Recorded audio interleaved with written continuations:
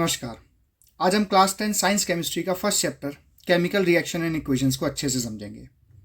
ये chapter basic chemistry की understanding के लिए बहुत ज़्यादा ज़रूरी है।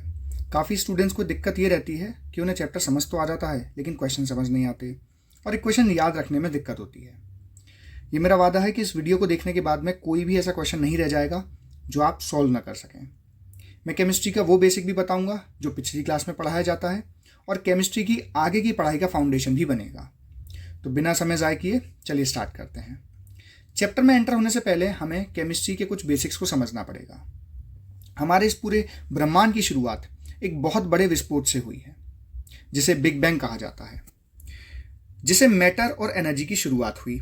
मैटर वो है जो छोटे छोटे पार्टिकल से मिलकर बना हो, जिसमें मास हो और जो जगह घेरे। जैसे हवा भले ही दिखाई ना दे लेकिन हर वक्त हमारे ऊपर एटमॉस्फेरिक प्रेशर लगाए हुए है। उसमें वजन है, तभी तो गैस सिलेंडर भारी होते हैं और जब हम बलून फुलाते हैं तो देख पाते हैं कि हवा कैसे जगह को घेरती है। तो वो सब मैटर है। और एक होती है energy. Energy light energy, sound energy, electrical energy, जिसको हम फिजिक्स में पढ़ेंगे। तो हमारा पूरा संसार, ये पूरी दुनिया, ये पूरा ब्रह्मांड मैटर और एनर्जी के कंपाइलेशन यानी उनके मिल से बना है। मैटर को दो भागों में क्लासीफाई किया जाता है।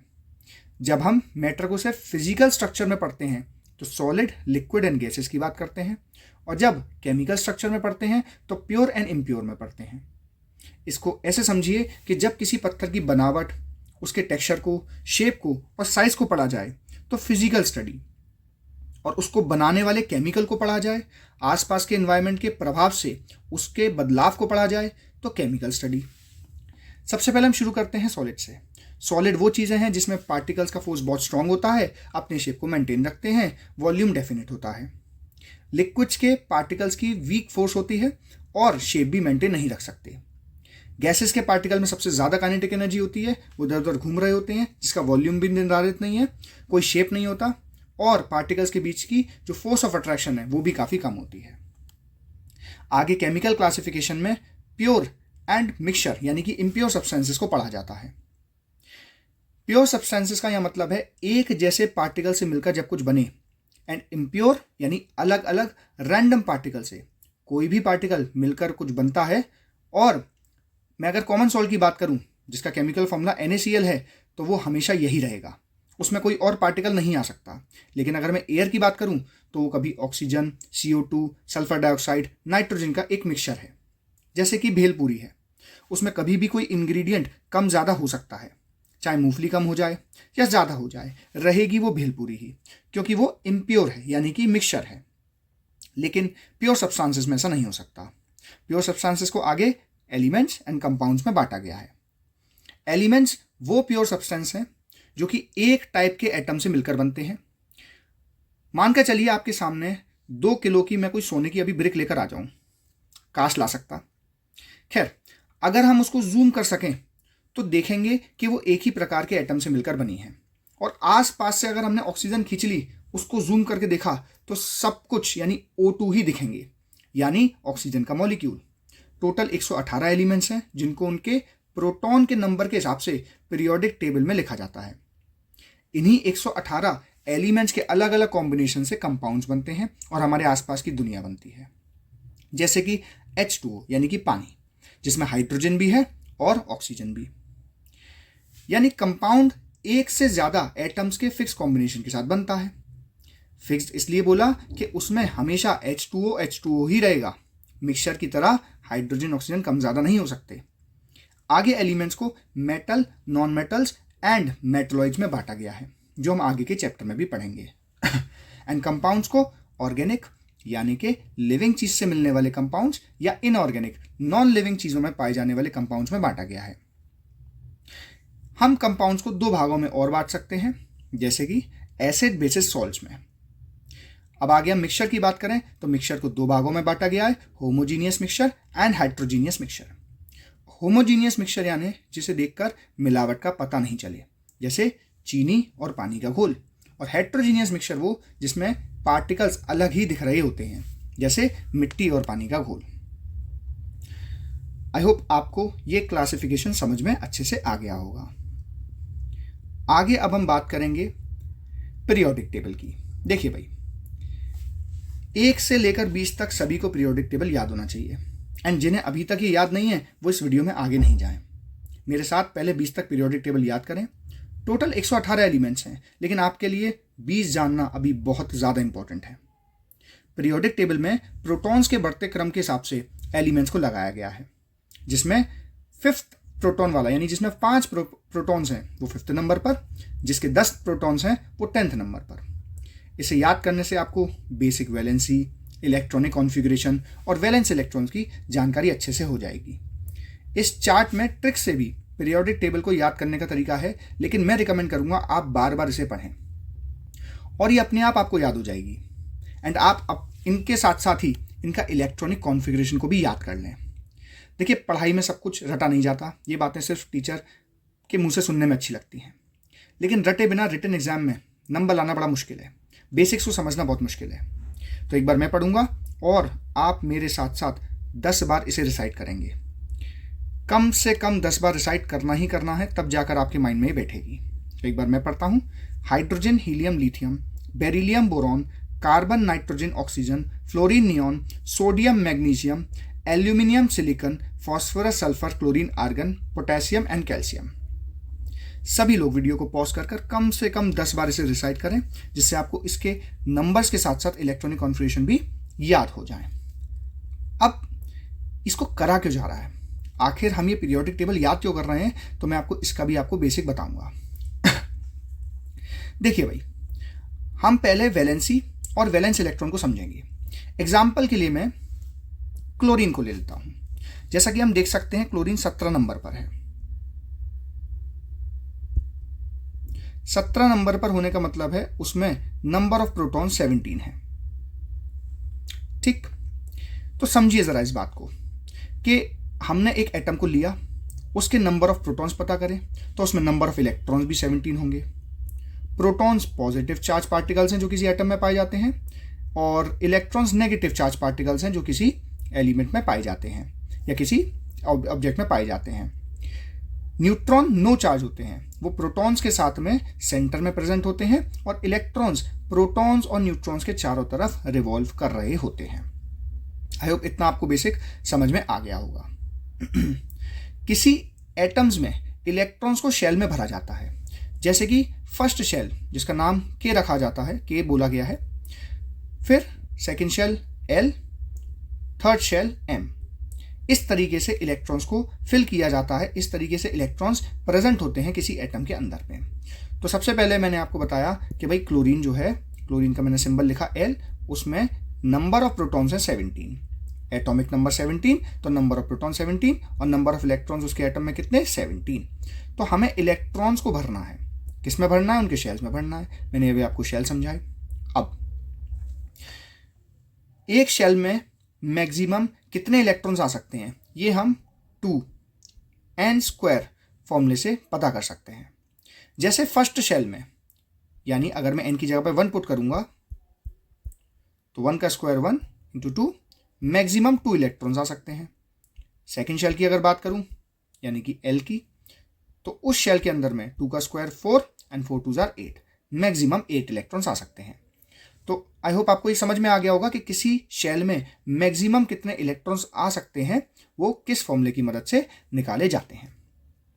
अब हम ये तो समझ गए कि एक शेल में कितने मैक्सिमम इलेक्ट्रॉन्स आ सकते हैं, लेकिन किसी भी एटम को एग्जिस्ट करने के लिए फर्स्ट शेल में 2 और लास्ट शेल में 8 इलेक्ट्रॉन्स होना बहुत ज़रूरी है।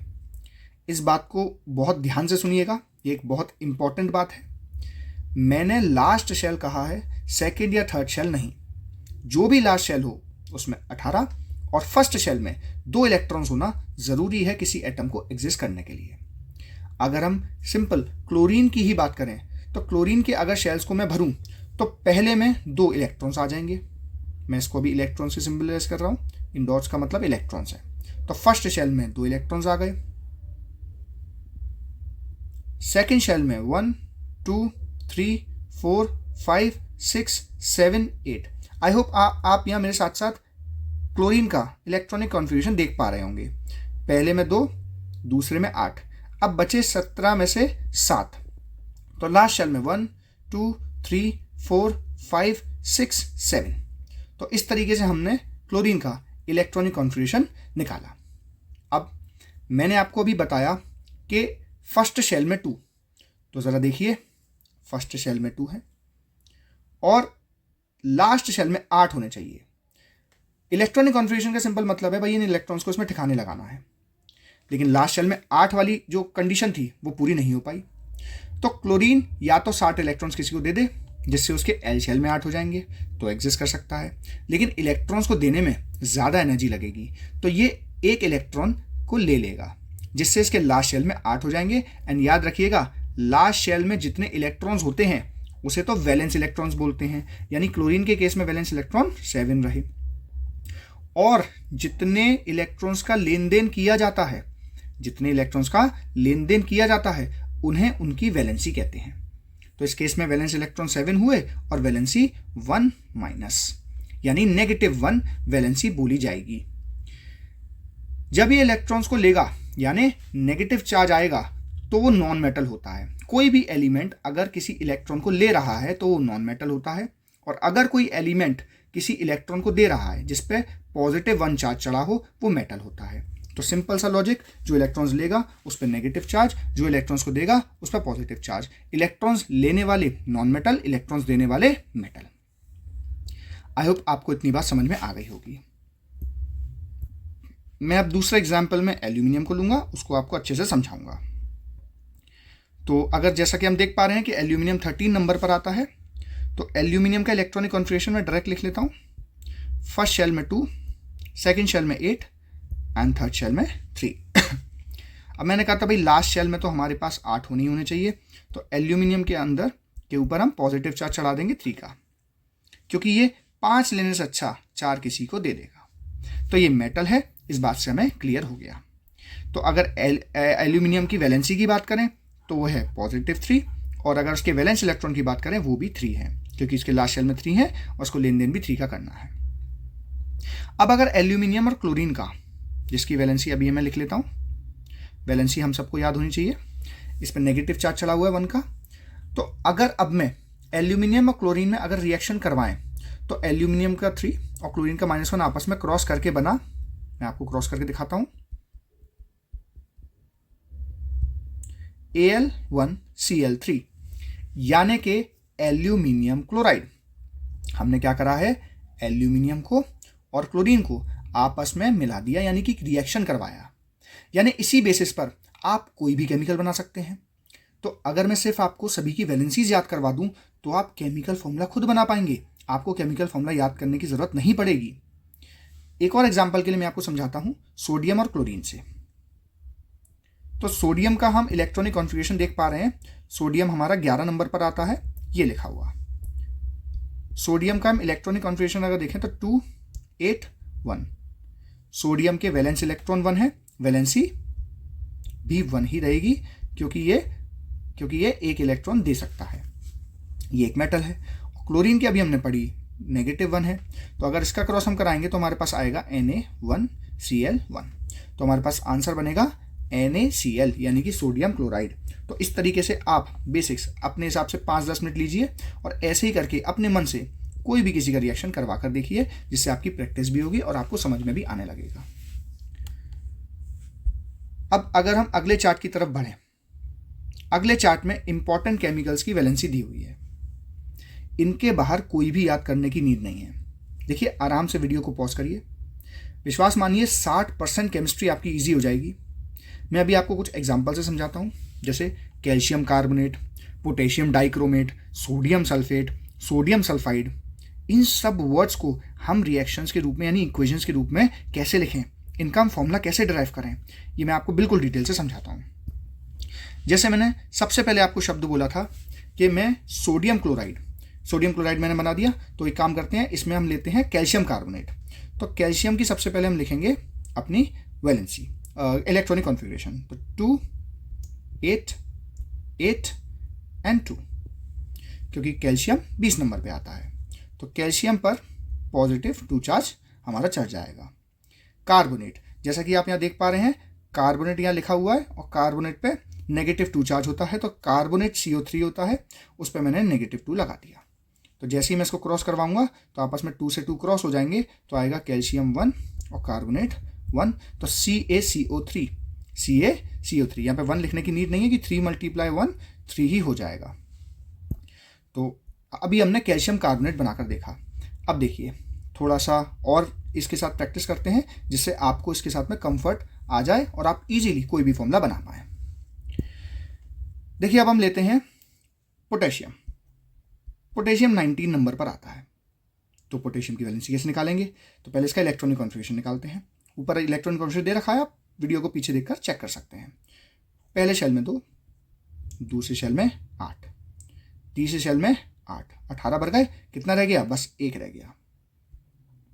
तो पोटेशियम पर +1 चार्ज चल यानी पॉजिटिव चार्ज चल जाएगा एक, और डाइक्रोमेट हमें यहाँ दिखाई दे रहा है Cr2O7 और -2 चार्ज पे चढ़ा हुआ है, -2 चार्ज पे चढ़ा हुआ है। अब अगर मैं इसका रिएक्शन करवाऊंगा आपस में तो एक कौन सा कंपाउंड बनाएंगे, उसका केमिकल मतलब मॉलिक्यूलर फॉर्मूला क्या होगा? तो ये जो 2 है एक पोटेशियम पे आ जाएगा और डाइक्रोमेट को हम इस तरह से लिख देंगे, क्योंकि 1 लिखना ना लिखना बराबर ही है। तो हमारे पास पोटेशियम डाइक्रोमेट का फॉर्मूला होता है K2Cr2O7। तो आप सभी लोग अच्छी तरह से इन वैलेंसीज को याद कर लें जितनी भी इस वीडियो में आपको दिखाई दे रही हैं, और अपनी कॉपी में लिख लें जिससे आप बार बार इन्हें रिसाइट कर याद कर सकें। आपको बहुत इजीली इक्वेशंस बनाने भी आ जाएंगे। पहले हम इन बेसिक्स को प्रैक्टिस करेंगे अच्छे से। चलिए वीडियो में आगे बढ़ते हैं, और आई होप आपको अब तक बेसिक केमिस्ट्री का पार्ट अच्छे से समझ में आ गया होगा। अब हम सबसे पहले इस चैप्टर के नेम को अच्छे से समझेंगे। तो इस चैप्टर का नेम है भाई केमिकल रिएक्शंस एंड इक्वेशंस। तो केमिकल शब्द सुनकर हमें लगता है कि केमिस्ट्री लैब में रखे हुए रंग बिरंगे सॉल्यूशंस की बात हो रही है, सिर्फ उन्हीं को केमिकल्स कहते हैं, जबकि केमिकल्स आपके चारों ओर हैं। जो कुछ भी छोटे पार्टिकल से मिलकर बना है, आप जो खाना खा रहे हैं, जो कपड़े आप पहने हैं, यहाँ तक कि मैं और आप अलग अलग प्रकार के केमिकल से ही बने हैं। हमारे सेल के डीएनए का फॉर्मेशन केमिकल से होता है। हमारी स्किन भी कई अलग अलग प्रकार के केमिकल से मिलने पर बनी है। केमिकल सरल भाषा में वो सब चीज़ें हैं जो एक जैसी चीज़ों से मिलने पर बनती हैं, जिसकी एक डिफाइंड कंपोजिशन होती है। जैसे हमारे डीएनए में जो प्रोटीन नेम का केमिकल पाया जाता है, जो छोटे छोटे पार्टिकल्स जैसे नाइट्रोजन, कार्बन, हाइड्रोजन, ऑक्सीजन से मिलकर एक जैसे मॉलिक्यूल से मिलकर बनता है, यानी उसका कंपोजिशन डिफाइंड है। यहाँ कंपोजिशन डिफाइंड वर्ड का मतलब है ये जो प्रोटीन कहीं से भी उठा लूँ, इसमें एक जैसे ही पार्टिकल्स मिलेंगे, एक निश्चित नंबर पे ही मिलेंगे। अगर मैं कहीं से साफ डिस्टिल्ड पानी ले आया तो वो कहीं से भी ले आऊँ, रहेगा वो H2O ही। कुछ केमिकल्स नेचर में पाए जाते हैं जैसे पानी वगैरह हो गए, और काफ़ी केमिकल्स लेबॉर्ट्री या इंडस्ट्रीज में बनाए जाते हैं, जैसे क्लोरीन। कपड़ों को ब्लीच करने के लिए, स्विमिंग पूल के पानी को डिसइंफेक्ट करने में उसका उपयोग किया जाता है। आई होप आप सभी केमिकल वर्ड का मतलब अच्छे से समझ गए होंगे। अब हम समझेंगे रिएक्शन क्या है। सिंपल वर्ड में कहूँ तो किसी एक्शन का रिस्पॉन्स रिएक्शन कहलाता है। पापा ने डांट दिया, हम रोने बैठ गए, ये रिएक्शन है। लेकिन केमिकल रिएक्शन का मतलब किसी केमिकल में चेंज आना, जो हमने एक वर्ड समझा केमिकल, उसमें चेंज आ जाना, जिसके द्वारा एक या एक से अधिक सब्सटेंस, एक या एक से अधिक डिफरेंट सब्सटेंस को प्रोड्यूस करने के लिए चेंज हो रहे हैं, यानी केमिकल में चेंज आना केमिकल रिएक्शन कहलाता है। हम खाना बनाते टाइम उसमें लाल मिर्च, आलू जिसमें स्टार्च नाम का केमिकल पाया जाता है, नमक जो कि NaCl है, और भी बहुत कुछ मिलाकर कुछ नया बना देते हैं, तो वो भी केमिकल रिएक्शन ही है। और इक्वेशन की हेल्प से इजीली हम किसी भी केमिकल रिएक्शन को शो कर सकते हैं एंड केमिकल से जुड़ी इंपॉर्टेंट बातों को भी समझ सकते हैं। ये रिएक्शन को शॉर्ट में लिखने का एक तरीका होता है। आई होप सभी लोग इस चैप्टर के वर्ड का मतलब ये जो चैप्टर का नेम है उसको अच्छे से वर्ड टू वर्ड समझ गए होंगे। अब हम एक एक शब्द को इस चैप्टर के डिटेल से रीड करेंगे, और आप अपने साथ कॉपी पेन लेकर बैठिएगा और मेरे साथ लिखते चलिएगा। आपको चैप्टर बहुत अच्छी तरह से समझ में आ जाएगा। सबसे पहले हम समझेंगे कि what is a chemical reaction.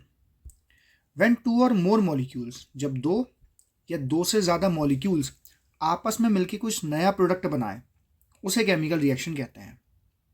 अब नई से मतलब क्या है? देखिए अगर मैं एक एग्जांपल लूँ, मैंने लिया मैग्नीशियम और इसको बर्न करा। भाई मैग्नीशियम एक मेटल है क्योंकि इसकी वैलेंसी +2 है, यानी +2 चार्ज इसके ऊपर चढ़ा हुआ है। तो जो मैग्नीशियम है जब इसको बर्न किया जाता है तो ये ऑक्सीजन के साथ रिएक्ट करता है। बर्न करने पे हमें ऑक्सीजन के साथ में रिएक्ट करना पड़ता है, ऐसे रिएक्शन को कंबशन रिएक्शन भी कहते हैं। तो मेटल ऑक्सीजन के साथ रिएक्ट कर मेटल ऑक्साइड्स बनाते हैं। तो इस केस में जो मैग्नीशियम है वो ऑक्सीजन के साथ रिएक्ट कर मैग्नीशियम ऑक्साइड बनाएगा। तो देखिए, नए का मतलब ये नहीं है कि मैग्नीशियम बदलकर क्लोरीन बन गया या ऑक्सीजन बदलकर हाइड्रोजन बन गया। इसका मतलब ये है जो इनका फिजिकल स्ट्रक्चर था इनके एटम के जुड़ने का वो चेंज हो गया। यानी मैग्नीशियम और ऑक्सीजन के एटम्स आपस में बॉन्ड बनाकर मैग्नीशियम ऑक्साइड को फॉर्म करने लगे। इस चीज को हम केमिकल रिएक्शन कहते हैं। तो जिसमें दो या दो से ज्यादा मॉलिक्यूल आपस में मिलकर कोई नया प्रोडक्ट बनाए उसे हम केमिकल रिएक्शन कहते हैं। अब रिएक्टेंट्स क्या होते हैं?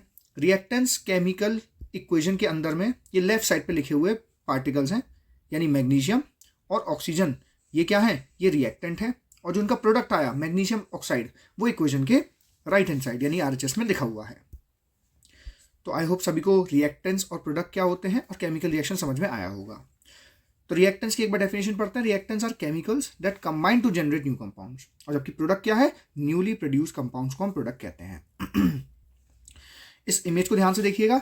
इसमें ये जो मैग्नीशियम रिबन है इसके बर्न करने पर उसका क्या रिएक्शन होता है, उसके साथ क्या इफेक्ट्स आते हैं उसको हम देख पा रहे हैं।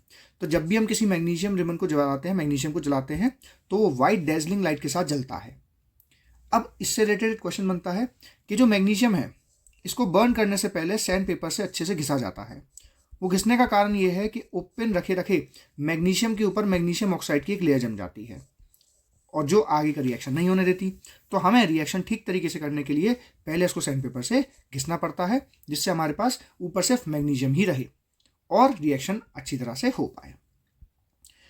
कोई भी रिएक्शन कितना जल्दी होगा, कितना धीरे होगा, वो कुछ चीज़ों पर डिपेंड करता है। जैसे कि प्रेशर कितना है जब ये रिएक्शन हो रहा था, टेम्परेचर कितना है जब ये रिएक्शन हो रहा था, या रिएक्टेंट कितनी मात्रा में थे। ये सब रिएक्शन की स्पीड पर असर डालते हैं। केमिकल रिएक्शंस अलग अलग जगहों पे काम में आते हैं। हम आसपास केमिकल रिएक्शन से घिरे हुए, मैंने आपको बताया भाई, जंग लगने से लेकर एक मटकी भाई मिट्टी की बनी होती है, पकती है, गर्म होती है, और वाइन का बनना, ये सब केमिकल रिएक्शंस ही हैं। केमिकल इक्वेशन एक ऐसा तरीका है जिससे हम केमिकल रिएक्शंस को आसानी से लिख सकते हैं, समझ सकते हैं, बहुत ही कंसाइज और इंफॉर्मेटिव तरीके से। केमिकल इक्वेशंस को बैलेंस्ड या अनबैलेंस्ड कैटेगरी में बांटा गया है। तो ये बैलेंस्ड और अनबैलेंस्ड कैटेगरी है क्या, इसको समझते हैं, और इक्वेशन को कैसे बैलेंस किया जाता है उसके बारे में जरा चर्चा करेंगे। एक बैलेंस्ड केमिकल इक्वेशन के पास में नंबर ऑफ एटम्स दोनों साइड, रिएक्टेंट साइड और प्रोडक्ट साइड, बराबर रहेंगे। जैसा इस केस में हम देख पा रहे हैं, जिंक प्लस H2SO4। देखिए भाई, इस चीज़ को सभी लोग याद भी करते चले मेरे साथ साथ। कभी भी कोई मेटल, जिंक एक मेटल है, H2SO4 एक एसिड है। जब भी कोई मेटल और कोई एसिड आपस में रिएक्ट करता है तो सॉल्ट प्लस हाइड्रोजन गैस बनाता है। अब इस रिएक्शन को समझाने से पहले मैं आपको पहले जो मैंने ऊपर पढ़ाया था वैलेंसी का यूज वो करके दिखाऊंगा, फिर मैं इस रिएक्शन को क्यों दिया गया उसको समझाने की कोशिश करूंगा। सबसे पहले थोड़ा सा जूम करते हैं और ढंग से समझते हैं इसको। सबसे पहले मैं लिखता हूं जिंक, फिर मैं लिखता हूं एक एसिड H2SO4। अब देखिए, मैंने आपको बताया किसी मेटल और एसिड का रिएक्ट करवाने पर सॉल्ट प्लस हाइड्रोजन गैस आती है। तो अब हमें सॉल्ट जो है वो मान के चलो पता नहीं, लेकिन ये तो पता है ना हाइड्रोजन गैस अलग करनी है। तो अब हमारे पास जो सॉल्ट है वो आखिर हम कैसे बनाएं? देखिए, मैंने ऊपर जिंक की वैलेंसी दी हुई है 2 और SO4 की दी हुई है -2। तो अगर मैं इसको क्रॉस करूंगा तो 2 से 2 चला जाएगा और हम पे आएगा ZnSO4। तो इस तरीके से आप केमिकल रिएक्शंस बनाने की प्रैक्टिस कीजिए, जिससे आपको बड़े बड़े केमिकल रिएक्शंस को याद करने की जरूरत नहीं पड़ेगी। अब जरा हम इस इक्वेशन को अच्छे से समझेंगे और देखेंगे कि इस इक्वेशन से हम बैलेंस और अनबैलेंस को कैसे पता चल सकते हैं। मैंने बताया बैलेंस में नंबर ऑफ एटम्स LHS और RHS बराबर रहेंगे। जिंक की बात करें तो जिंक इसमें 1 है, यहाँ भी जिंक 1 है, हाइड्रोजन 2 है, हाइड्रोजन 2 है, सल्फर 1 है, सल्फर 1 है, ऑक्सीजन 4 है, ऑक्सीजन 4 है। इसका मतलब LHS और RHS में रिएक्टेंट और product side numbers of atoms बिल्कुल सिमिलर हैं। तो एक बैलेंस इक्वेशन है। अगर ये अनबैलेंस्ड होती तो इसमें नंबर ऑफ एटम्स दोनों साइड बराबर नहीं होते। उनको हम स्केलेटल इक्वेशंस कहते हैं, जो कि बैलेंस नहीं है, जिसमें सिर्फ आप रिएक्शंस के बारे में पता कर सकते हैं लेकिन उनका वॉल्यूम नहीं पता कर सकते। तो इसका मतलब ये है रिएक्शन के टाइम पर जितना मैटर प्रेजेंट होता है रिएक्शन होने के बाद भी उतना ही मैटर रहता है।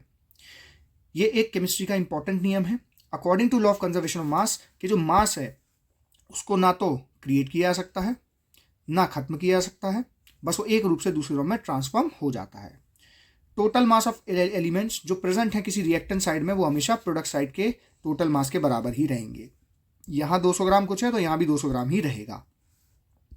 किसी भी इक्वेशन को और इन्फॉर्मेटिव बनाने के लिए हम उसके साथ में उसकी फिजिकल प्रॉपर्टी भी लिख देते हैं। जैसे कि इस केस की अगर मैं बात करूं तो अगर कोई एलिमेंट किसी इक्वेशन के अंदर में गैस फॉर्म में है तो उसके साथ हम छोटा स्मॉल जी लगा देंगे। जैसा इसके मान के चलो H2 के साथ में गैस था तो इसके साथ में स्मॉल जी लगा दिया। तो हाइड्रोजन क्या है भाई, गैस है, तो हमने छोटा जी लगाकर ये शो कर दिया कि गैस फॉर्म में है। लिक्विड के लिए हम एल वर्ड का यूज़ करते हैं, एल लेटर का यूज़ करते हैं, सॉलिड के लिए एस लेटर का, और एक्वस सॉल्यूशन के लिए AQ का। अब लिक्विड और एक्वस सॉल्यूशन में क्या डिफरेंस है सुनिएगा। मैंने कहा कि भाई मेरे पास एल्यूमिनियम है या मेरे पास ऑक्सीजन है, अगर ये मेरे पास लिक्विड फॉर्म में है तो मैं एल लिखूंगा, और अगर ये पानी में घुली हुई है तो एक्वस सॉल्यूशन लिखूंगा। ठीक है, तो किसी चीज़ का किसी में घुलकर लिखना एक्वस सॉल्यूशन कहलाता है और उनका खुद का लिक्विड फॉर्म होना एल कहलाता है, यानी लिक्विड फॉर्म कहलाता है। अब रिएक्शंस के टाइम पे जब हम इक्वेशंस लिख रहे होते हैं तो उनकी कंडीशन भी लिख देते हैं। जैसे जब हम किसी रिएक्शन में के साथ में एटम के साथ में अपर एरो दिखाते हैं तो इसका मतलब वो गैस है, लोअर एरो दिखाते हैं यानी प्रेसिपिटेट है, जिसे मैं आगे समझाऊंगा। और रिएक्शन के बीच में ये जो साइन लगते हैं, जैसे कि जिंक वाले रिएक्शन में ये जो बीच में जो एरो लग रहा था इसके नीचे अगर मैंने ऐसे डेल्टा साइन बना दिया तो इसका मतलब है हीट प्रोवाइड की गई है। तो इसका मतलब आप इक्वेशन की मदद से और भी काफ़ी सारी चीज़ें शो कर सकते हैं जो आप लिख कर नहीं कर पाते। अब किसी केमिकल इक्वेशन को बैलेंस कैसे किया जाता है वो मैं आपको मैथमेटिकल तरीके से बहुत अच्छे से समझाता हूँ। आप कोई भी तरीका फॉलो कर सकते हैं, हिट एंड ट्रायल का, जो भी आपको टीचर ने आपके सिखाया हो, लेकिन मैथमेटिकल फॉर्मूला 100% आपका आंसर ला कर देगा। तो इस तरीकों को मैं बिल्कुल डिटेल से समझाऊंगा। इसके बाद फिर आपको बैलेंसिंग की कभी कहीं से ज़रूरत नहीं पड़ेगी। सबसे पहले हम इस रिएक्शंस को देखते हैं। तो हमारे पास मैंने एग्जाम्पल के 2 रिएक्शन ले लिए, अजीब गरीब सी रिएक्शन है इसलिए मैंने ये लिया है। तो सबसे पहली बात तो ये हमें करना क्या है, सबसे पहले हम क्या करेंगे, जो हमारे पास रिएक्टेंट और प्रोडक्ट्स दे रखे हैं उनके आगे एक वेरिएबल अज्यूम कर लेंगे।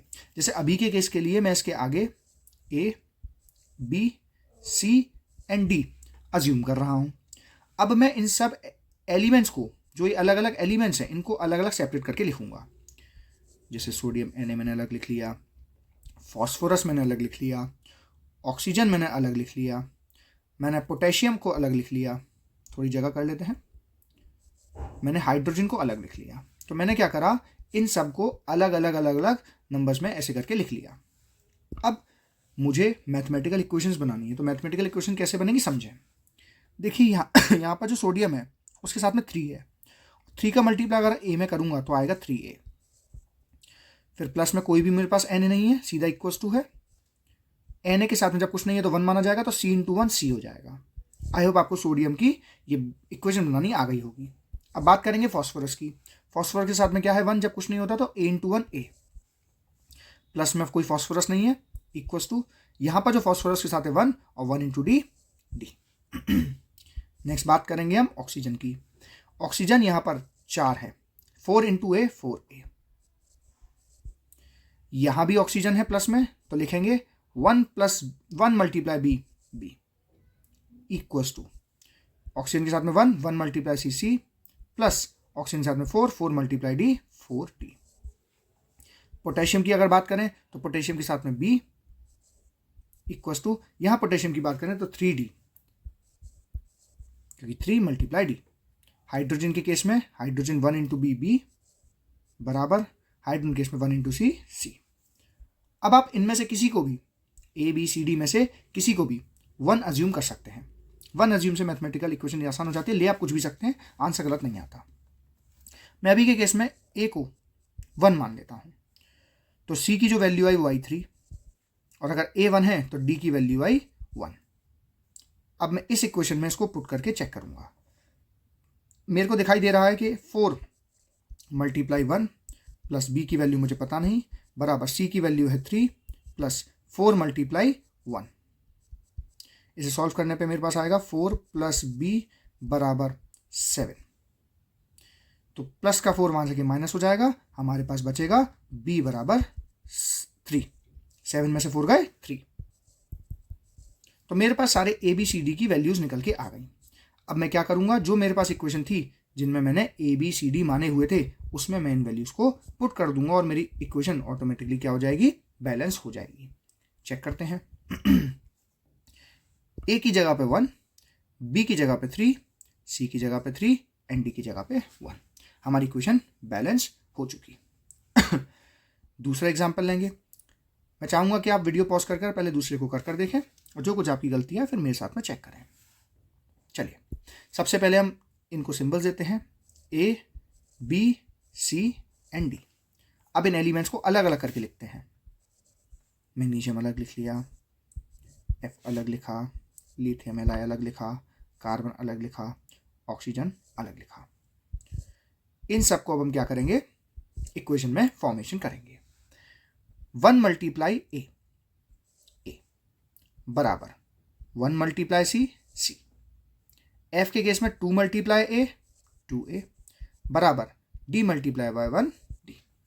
लिथियम के केस में 2 × b 2b एंड यहाँ d × 1 d। कार्बन के केस में b × 1 b = c। और ऑक्सीजन के केस में ऑक्सीजन यहाँ 3 × b 3b और वहाँ c × 3 3c। अब हम यहाँ पर किसी भी वैल्यू को कुछ भी मान सकते हैं, तो मैं a की वैल्यू को 1 मान लेता हूँ। मेरे पास c की वैल्यू भी 1 आ गई। अगर a की वैल्यू 1 है तो इसमें पुट करने पे d की वैल्यू मेरे पास 2 आ जाएगी। अगर d की वैल्यू मेरे पास 2 आ गई तो 2 से 2 चला जाएगा और b की वैल्यू मेरे पास 1 आ जाएगी। हमारी इक्वेशन बैलेंस हो गई। देखिए मैंने ये वाली इक्वेशन क्यों ली। इस इक्वेशन को आप बिना इस मेथड का इस्तेमाल करे भी डायरेक्ट ओरली बोल के कर सकते थे। कई सारी पेपर में क्वेश्चन आ सकती हैं जो कि आप डायरेक्टली कर सकते हो। इन केस अगर फंस गए तो ये तरीका आपको उससे निकाल लेगा, इसलिए मैंने तरीका आपको सिखा दिया है। कर आप इसको ओरली भी सकते थे। तो ए की जगह पे 1, बी की जगह पे 1, सी की जगह पे 1 और डी की जगह पे 2। हमारी क्वेश्चन क्या हो गई, अपने आप ही बैलेंस हो गई। आई होप सबको बैलेंसिंग अच्छे से समझ में आ गई होगी। नीचे इस वीडियो में मैंने बैलेंसिंग की पूरी शीट दी है, आप उसको अच्छी तरह से प्रैक्टिस के लिए इस्तेमाल कर सकते हैं। अब हम समझेंगे physical changes and chemical changes क्या होते हैं। फिजिकल चेंजेस वो चेंजेस होते हैं जो रिवर्स किए जा सकते हैं, जिसमें से फिजिकल प्रॉपर्टी में चेंज आए, केमिकल प्रॉपर्टी में नहीं। मैंने अगर पानी को फ्रीज कर दिया, बर्फ बना दिया, तो रहेगा वो H2O ही, उसकी केमिकल प्रॉपर्टी चेंज नहीं होगी, उसके हाइड्रोजन ऑक्सीजन अलग नहीं होंगे। Melting of candle physical change है। देखिए ये एग्जाम्पल बहुत ज़्यादा इंपॉर्टेंट है, इसको मैं आपको अच्छे से समझाता हूँ। भाई मान के चलिए मैंने कैंडल, रफ में बना के देख लेते हैं। मैंने कैंडल ली और उसको क्या करा, बर्न करा। ये ऊपर ही उसकी फ्लेम जल रही है। तो जो ये फ्लेम जल रही है इसमें कैंडल की जो वैक्स है वो ऑक्सीजन के साथ रिएक्ट कर carbon dioxide plus water H2O release कर रही है वेपर्स के रूप में, और हीट एंड लाइट निकल रही है। अब ध्यान से सुनिएगा, यहां पर तो भाई केमिकल अलग अलग फॉर्म हुए। ये जो वैक्स था इसका एक अपना एक केमिकल कंपाउंड था, ऑक्सीजन के साथ रिएक्ट कर इसने CO2 एंड H2O बनाया। ये तो अलग अलग चीज़ें बनी, तो केमिकल रिएक्शन हुआ। हमने पढ़ा था ना, जब केमिकल्स में चेंज आ जाए तो केमिकल रिएक्शन हुआ है। लेकिन इस गर्मी के कारण से जो टेम्परेचर बढ़ा और ये जो नीचे की जो ये वैक्स है ये जो मेल्ट करी, ये कोई केमिकल चेंज नहीं है। अभी भी इसका केमिकल फॉर्मूला वही है जो पहले था, चेंज नहीं हुआ है। ये जो जलने वाली वैक्स थी इसका तो केमिकल फॉर्मूला चेंज हुआ, लेकिन ये नीचे वाली वैक्स का केमिकल फॉर्मूला चेंज नहीं हुआ, ये सिर्फ लिक्विड में कन्वर्ट हो गई है, इसलिए ये एक फिजिकल चेंज है। तो melting of wax physical change माना जाएगा। भाई जब ये कैंडल बनाई गई होगी तो क्या हमें ज़मीन से कैंडल मिलती है? नहीं भाई, हम जो वैक्स निकलता है, वैक्स जो बनता है उसको हम लिक्विफाई करते हैं, यानी कि उसको मेल्ट करते हैं। मेल्ट करने के बाद में उनको सांचों में डाला जाता है और अलग अलग शेप की कैंडल्स बनाई जाती हैं। तो उस केस में हम उसे जलाते नहीं है कि उसमें आग लगा दी, हम उसका टेम्परेचर राइज करते हैं जिससे वो लिक्विड फॉर्म में आ जाता है। तो आप लोग सभी लोग इसका डिफरेंस याद करिएगा, समझिएगा इसको अच्छे से, जो कि आपको केमिकल रिएक्शंस को और अच्छे से समझने में हेल्प करेगा। केमिकल चेंज क्या है भाई? जब उसकी केमिकल प्रॉपर्टी में चेंज आ जाए तो उसे केमिकल चेंज कहते हैं। भाई हाइड्रोजन बड़ी ही अनकंट्रोलेबल गैस है, रॉकेट फ्यूल में इस्तेमाल की जाती है। ऑक्सीजन जलाने वाली गैस है, जब आग लगती है जलती है तो वो ऑक्सीजन के कारण से ही जलती है, लेकिन जब ये आपस में मिलकर H2O बनाते हैं तो ये आग को बुझा देते हैं। इसका मतलब जब ये कंपाउंड बने, मिलकर कोई नया सब्सटेंस बने, तो इसकी केमिकल प्रॉपर्टी चेंज हो गई, इसकी फिजिकल प्रॉपर्टी पे असर डालने लगी, उसके टेम्परेचर में चेंज आया, एनर्जी में चेंज आया, तो कई सारी चीज़ों में चेंज आ गया केमिकल चेंज के कारण से। और कभी कभी ये रिवर्सिबल नहीं होता। कई केसेस में कुछ रिएक्शंस रिवर्सिबल होते हैं, लेकिन मोस्ट ऑफ द केसेस में रिएक्शंस वापस से रिवर्स नहीं होते। एक बार अगर फल पक गया तो वापस से कच्चा नहीं करा सकता। खाना अगर पक चुका है, कुक हो चुका है, तो वापस से अनकुक नहीं हो सकता। अब हम समझेंगे किसी केमिकल रिएक्शन होने की कंडीशंस क्या हैं। भाई रखे रखे थोड़े ना पोटेशियम कार्बन के साथ रिएक्ट कर रहा था, ऐसे रखे रखे थोड़े ना कैल्शियम किसी सल्फेट के साथ रिएक्ट कर रहा था, कोई ना कोई कंडीशंस तो रही होंगी ना। तो कुछ बेसिक कंडीशंस को फटाफट से समझ लेते हैं। सबसे पहले किसी केमिकल रिएक्शन होने के लिए हीट रिक्वायर होती है, बेसिक जो है। अगर हम किसी रिएक्शन में पुश कर देंगे, हल्का सा हीट दे देंगे, तो उसके पार्टिकल्स में काइनेटिक एनर्जी आ जाएगी, जो इजीली मूवेबल होंगे, इलेक्ट्रॉन्स इजीली फ्लो आउट कर पाएंगे, जिससे क्या होगा, आयंस बनेंगे, मॉलिक्यूल्स डिफर होंगे, उसके बनावट में, उनकी स्ट्रक्चर में चेंजेस आएंगे। हम इसको डेल्टा एच यानी कि डेल्टा सिंबल से दर्शाते हैं। इसका मतलब होता है कि हम उस रिएक्शन में हीट को दे रहे हैं। तो अगर मैंने इसके नीचे ये लिख दिया, ये अगर डेल्टा बना दिया, तो इसका मतलब इस रिएक्शन को कराने में हीट का योगदान रहा है। तो नाइट्रोजन ऑक्सीजन के साथ में जब हीट दी जाती है तो नाइट्रोजन मोनोऑक्साइड को प्रोड्यूस करता है। आई होप सबको अच्छे से समझ में आ रहा होगा। दूसरा कारण है केमिकल रिएक्शन होने का कैटलिस्ट प्रेजेंट होना। कैटलिस्ट कोई भी वो चीज़ है, कोई भी वो एलिमेंट है, कोई भी वो कंपाउंड है जो किसी रिएक्शन को प्रमोट करता है, उसकी रेट को बढ़ाता है। कई सारे ऐसे एंजाइम्स हैं जो कि अलग अलग रिएक्शंस कराने का कारण है। वो खुद रिएक्शन में पार्टिसिपेट नहीं हो रहा है, उसका खुद कोई रिएक्शन नहीं बन रहा है अलग से उसके साथ में जुड़ रहा हो, बस वो जो रिएक्शन है उसको प्रमोट करने में मदद करता है।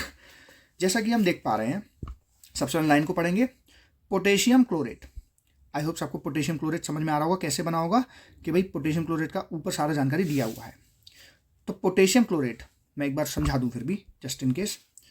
तो पोटेशियम की वैलेंसी होती है 1 और क्लोरेट जो है उसकी भी होती है 1। आपस में दोनों 1 1 कैंसिल आउट हो जाते हैं, तो बनता है पोटेशियम क्लोरेट। ठीक है, तो ये सब मैं ऑलरेडी आपको सिखा चुका हूं, इसकी प्लीज आप प्रैक्टिस करते रहिएगा।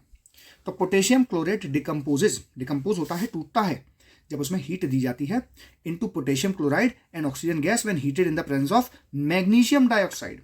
लेकिन हीट देने से ही नहीं, इसको मैग्नीशियम डाइऑक्साइड के प्रेजेंस में, यानी जब तक मैग्नीशियम डाइऑक्साइड नहीं होगा ये डिकम्पोज नहीं होगा, मैग्नीशियम डाइऑक्साइड के प्रेजेंस में जलाया जाता है और ये अलग होकर के पोटेशियम क्लोराइड और ऑक्सीजन को फॉर्म करता है। तो पहला कारण क्या हो सकता है किसी रिएक्शन का, हीट के कारण से हो सकता है रिएक्शन, और दूसरा कैटलिस्ट प्रेजेंस के कारण से हो सकता है। तो इसमें मैग्नीशियम डाइऑक्साइड का इस्तेमाल किया गया था एज अ कैटलिस्ट और हीट प्रेजेंट की गई थी, जिसके कारण से रिएक्शन सक्सेसफुल हो पाया। अब हम एक अच्छे एग्जाम्पल को समझेंगे जो आपको केमिस्ट्री के साथ साथ बायोलॉजी की भी थोड़ी जानकारी देगा। भाई जो फोटोसिंथेसिस है उसकी क्या कंडीशन है, उसको ध्यान से सुनिएगा। फोटोसिंथेसिस कई बार बोर्ड क्वेश्चन पूछ चुका है। फोटोसिंथेसिस ऐसी प्रक्रिया है जिसके अंदर में ग्रीन प्लांट्स अपना खाना प्रोड्यूस करते हैं। फोटो का मीन्स होता है लाइट। तो during photosynthesis carbon dioxide reacts with water. जो आसपास के एनवायरनमेंट से पौधे ने कार्बन डाइऑक्साइड खींची अपने स्टोमाटा से, और जमीन की जड़ों से जो पानी ऑब्जर्व किया है, जब सूरज की रोशनी प्रेजेंट होती है और क्लोरोफिल प्रेजेंट होता है जो पत्तियों के अंदर में पाया जाता है, क्लोरोप्लास्ट के अंदर में, उससे ग्लूकोज और ऑक्सीजन गैस बनती है। देखिए हो क्या रहा है, सिंपल कार्बन डाइऑक्साइड और पानी मिलाने से ये नहीं बन सकता। आपको क्या प्रेजेंट रखना है, सूरज की रोशनी को टैप करना है। सूरज की रोशनी वो एनर्जी है जो कि इस H2O के मॉलिक्यूल को क्या करेगी बेटा, ब्रेक करेगी। H2O का मॉलिक्यूल ब्रेक होगा, ऑक्सीजन अलग निकल जाएगा और हाइड्रोजन कार्बन के साथ जुड़कर एक हाइड्रोकार्बन फॉर्म करेगा और इससे बनेगा ग्लूकोज। तो इसका मतलब बिना सनलाइट और क्लोरोफिल के फोटोसिंथेसिस अकर नहीं हो सकता। ये कंडीशन है, तभी रिएक्शन हो पाएगा। वो खुद रिएक्शन का पार्ट नहीं है, लेकिन रिएक्शन करवाने में उनका योगदान है। तो अब हम ये अच्छे से समझ गए कि केमिकल क्या होते हैं, केमिकल रिएक्शंस क्या होते हैं, केमिकल रिएक्शन के पेस को बढ़ाया घटाया कैसे जा सकता है, केमिकल रिएक्शन किस कारण से होते हैं, और इनके मॉलिक्यूलर फॉर्मूलाज कैसे बनाए जाते हैं। आई होप आपको इतना पढ़ के वीडियो अच्छे समझ में आ रहा होगा। अब हम समझेंगे कि किसी केमिकल रिएक्शन में क्या क्या कैरेक्टरिस्टिक्स होते हैं, हम कैसे पहचानेंगे कि केमिकल रिएक्शन हुआ है। तो किसी ना हर केमिकल रिएक्शन के अंदर में कुछ चीज़ें ऑब्जर्व होती हैं, जैसे कोई प्रेसिपिटेट का बनना, हीट जनरेट होना, कलर चेंज हो जाना, जिससे हम आइडिया लगा लेते हैं कि भाई केमिकल रिएक्शन हुआ है। भाई मान के चलिए आपने सुबह का दूध रखा हुआ है, आपने पिया नहीं, भूल गए, घर पे आके देखा, शाम तक आते आते उसमें थोड़ा पीलापन सा आ गया, तो क्या लगेगा, क्या हुआ है? फिजिकली चेंज हुआ है सिर्फ? नहीं, केमिकल चेंज हुआ है, तो भाई इसे पिया नहीं जाएगा, ठीक है, तबीयत खराब कर सकता है। तो केमिकल रिएक्शन कई सारे फीचर से डिटरमाइन किया जाता है। जैसे सबसे पहला है एवोल्यूशन ऑफ गैस। जो ये मैंने एग्जाम्पल्स दिए हुए हैं ये आप अच्छे से याद कर लेना, ठीक है। जो भी पेपर में आज तक प्रीवियस ईयर में क्वेश्चंस आए हैं उनसे रिलेटेड एग्जाम्पल्स बनाए हुए हैं। बुक में आपको इस तरह से एग्जाम्पल्स डायरेक्ट नहीं लिखे हुए होंगे, तो ये आप हाल के साल याद करते चलिएगा। सबसे पहले बात करेंगे एवोल्यूशन ऑफ गैस। जब किसी रिएक्शन में, जब किसी चेंज में गैस रिलीज हो और वो जो गैस है उसको सिंबलाइज किया जाता है अप एरो से, यानी जैसे सल्फर डाइऑक्साइड है तो इसको हम अपर एरो से शो करेंगे। तो जब भी किसी रिएक्शन में कोई गैस इवॉल्व होती है तो मानते हैं कि भी केमिकल रिएक्शन हुआ है। Chemical reaction between sodium sulphide and dilute hydrochloric acid. तो जब ये रिएक्ट करते हैं तो बनता है भाई सॉल्ट यानी NaCl, H2O और सल्फर डाइऑक्साइड गैस। तो इस रिएक्शन में हमारे पास में सल्फर डाइऑक्साइड नाम की गैस बनी, तो हम कह सकते हैं केमिकल रिएक्शन हुआ है। अब मैंने ये वाला एग्जाम्पल इसको बताने के लिए लिया है कि जब भी कोई एसिड, HCl एक एसिड है, मेटल सल्फेट के साथ रिएक्ट करता है, सल्फाइड के साथ रिएक्ट करता है, तो सॉल्ट प्लस वाटर प्लस उसका सल्फर डाइऑक्साइड बनाता है। तो ये रिएक्शन आप बेसिकली एक स्ट्रक्चर की तरह याद कर सकते हैं। बाकी अगर किसी में सोडियम सल्फाइड की जगह पे पोटेशियम सल्फाइड आ गया, कैल्शियम सल्फाइड आ गया, तो यही रिएक्शन उसका आगे भी अकर होगा। नेक्स्ट रिएक्शन एक इंपॉर्टेंट रिएक्शन है और मैं आपको ऊपर बता भी चुका हूँ कि कभी भी कोई मेटल एसिड के साथ रिएक्ट करता है तो हाइड्रोजन गैस प्रोड्यूस करता ही करता है। इस रिएक्शन में जिंक ने जैसे ही सल्फ्यूरिक एसिड के साथ रिएक्ट करा, H2SO4 के साथ रिएक्ट करा, तो हाइड्रोजन गैस का फॉर्मेशन हुआ। ये एक इंपॉर्टेंट रिएक्शन है जिनको आगे के चैप्टर में और डिटेल से पढ़ाया जाएगा। सेकेंड है भाई प्रेसिपिटेशन का फॉर्मेशन। तो प्रेसिपिटेशन क्या होता है? किसी केमिकल रिएक्शन होने के बाद में कोई ऐसी चीज़ बन जाना जो कि इनसॉल्यूबल है उस सॉल्यूशन में, आगे उसका रिएक्शन में कोई पार्टिसिपेंट नहीं है, तो उसे हम कहते हैं प्रेसिपिटेट, जो एक सॉलिड की तरह, जैसे बीकर में अगर वो एक्सपेरिमेंट हो रहा है तो बीकर पे जम जाती है। The chemical reaction between copper sulphate and sodium hydroxide. जब कॉपर सल्फेट का रिएक्शन सोडियम हाइड्रोक्साइड के साथ होता है तो ब्लू कलर का प्रेसिपिटेट फॉर्म करता है कॉपर हाइड्रोक्साइड।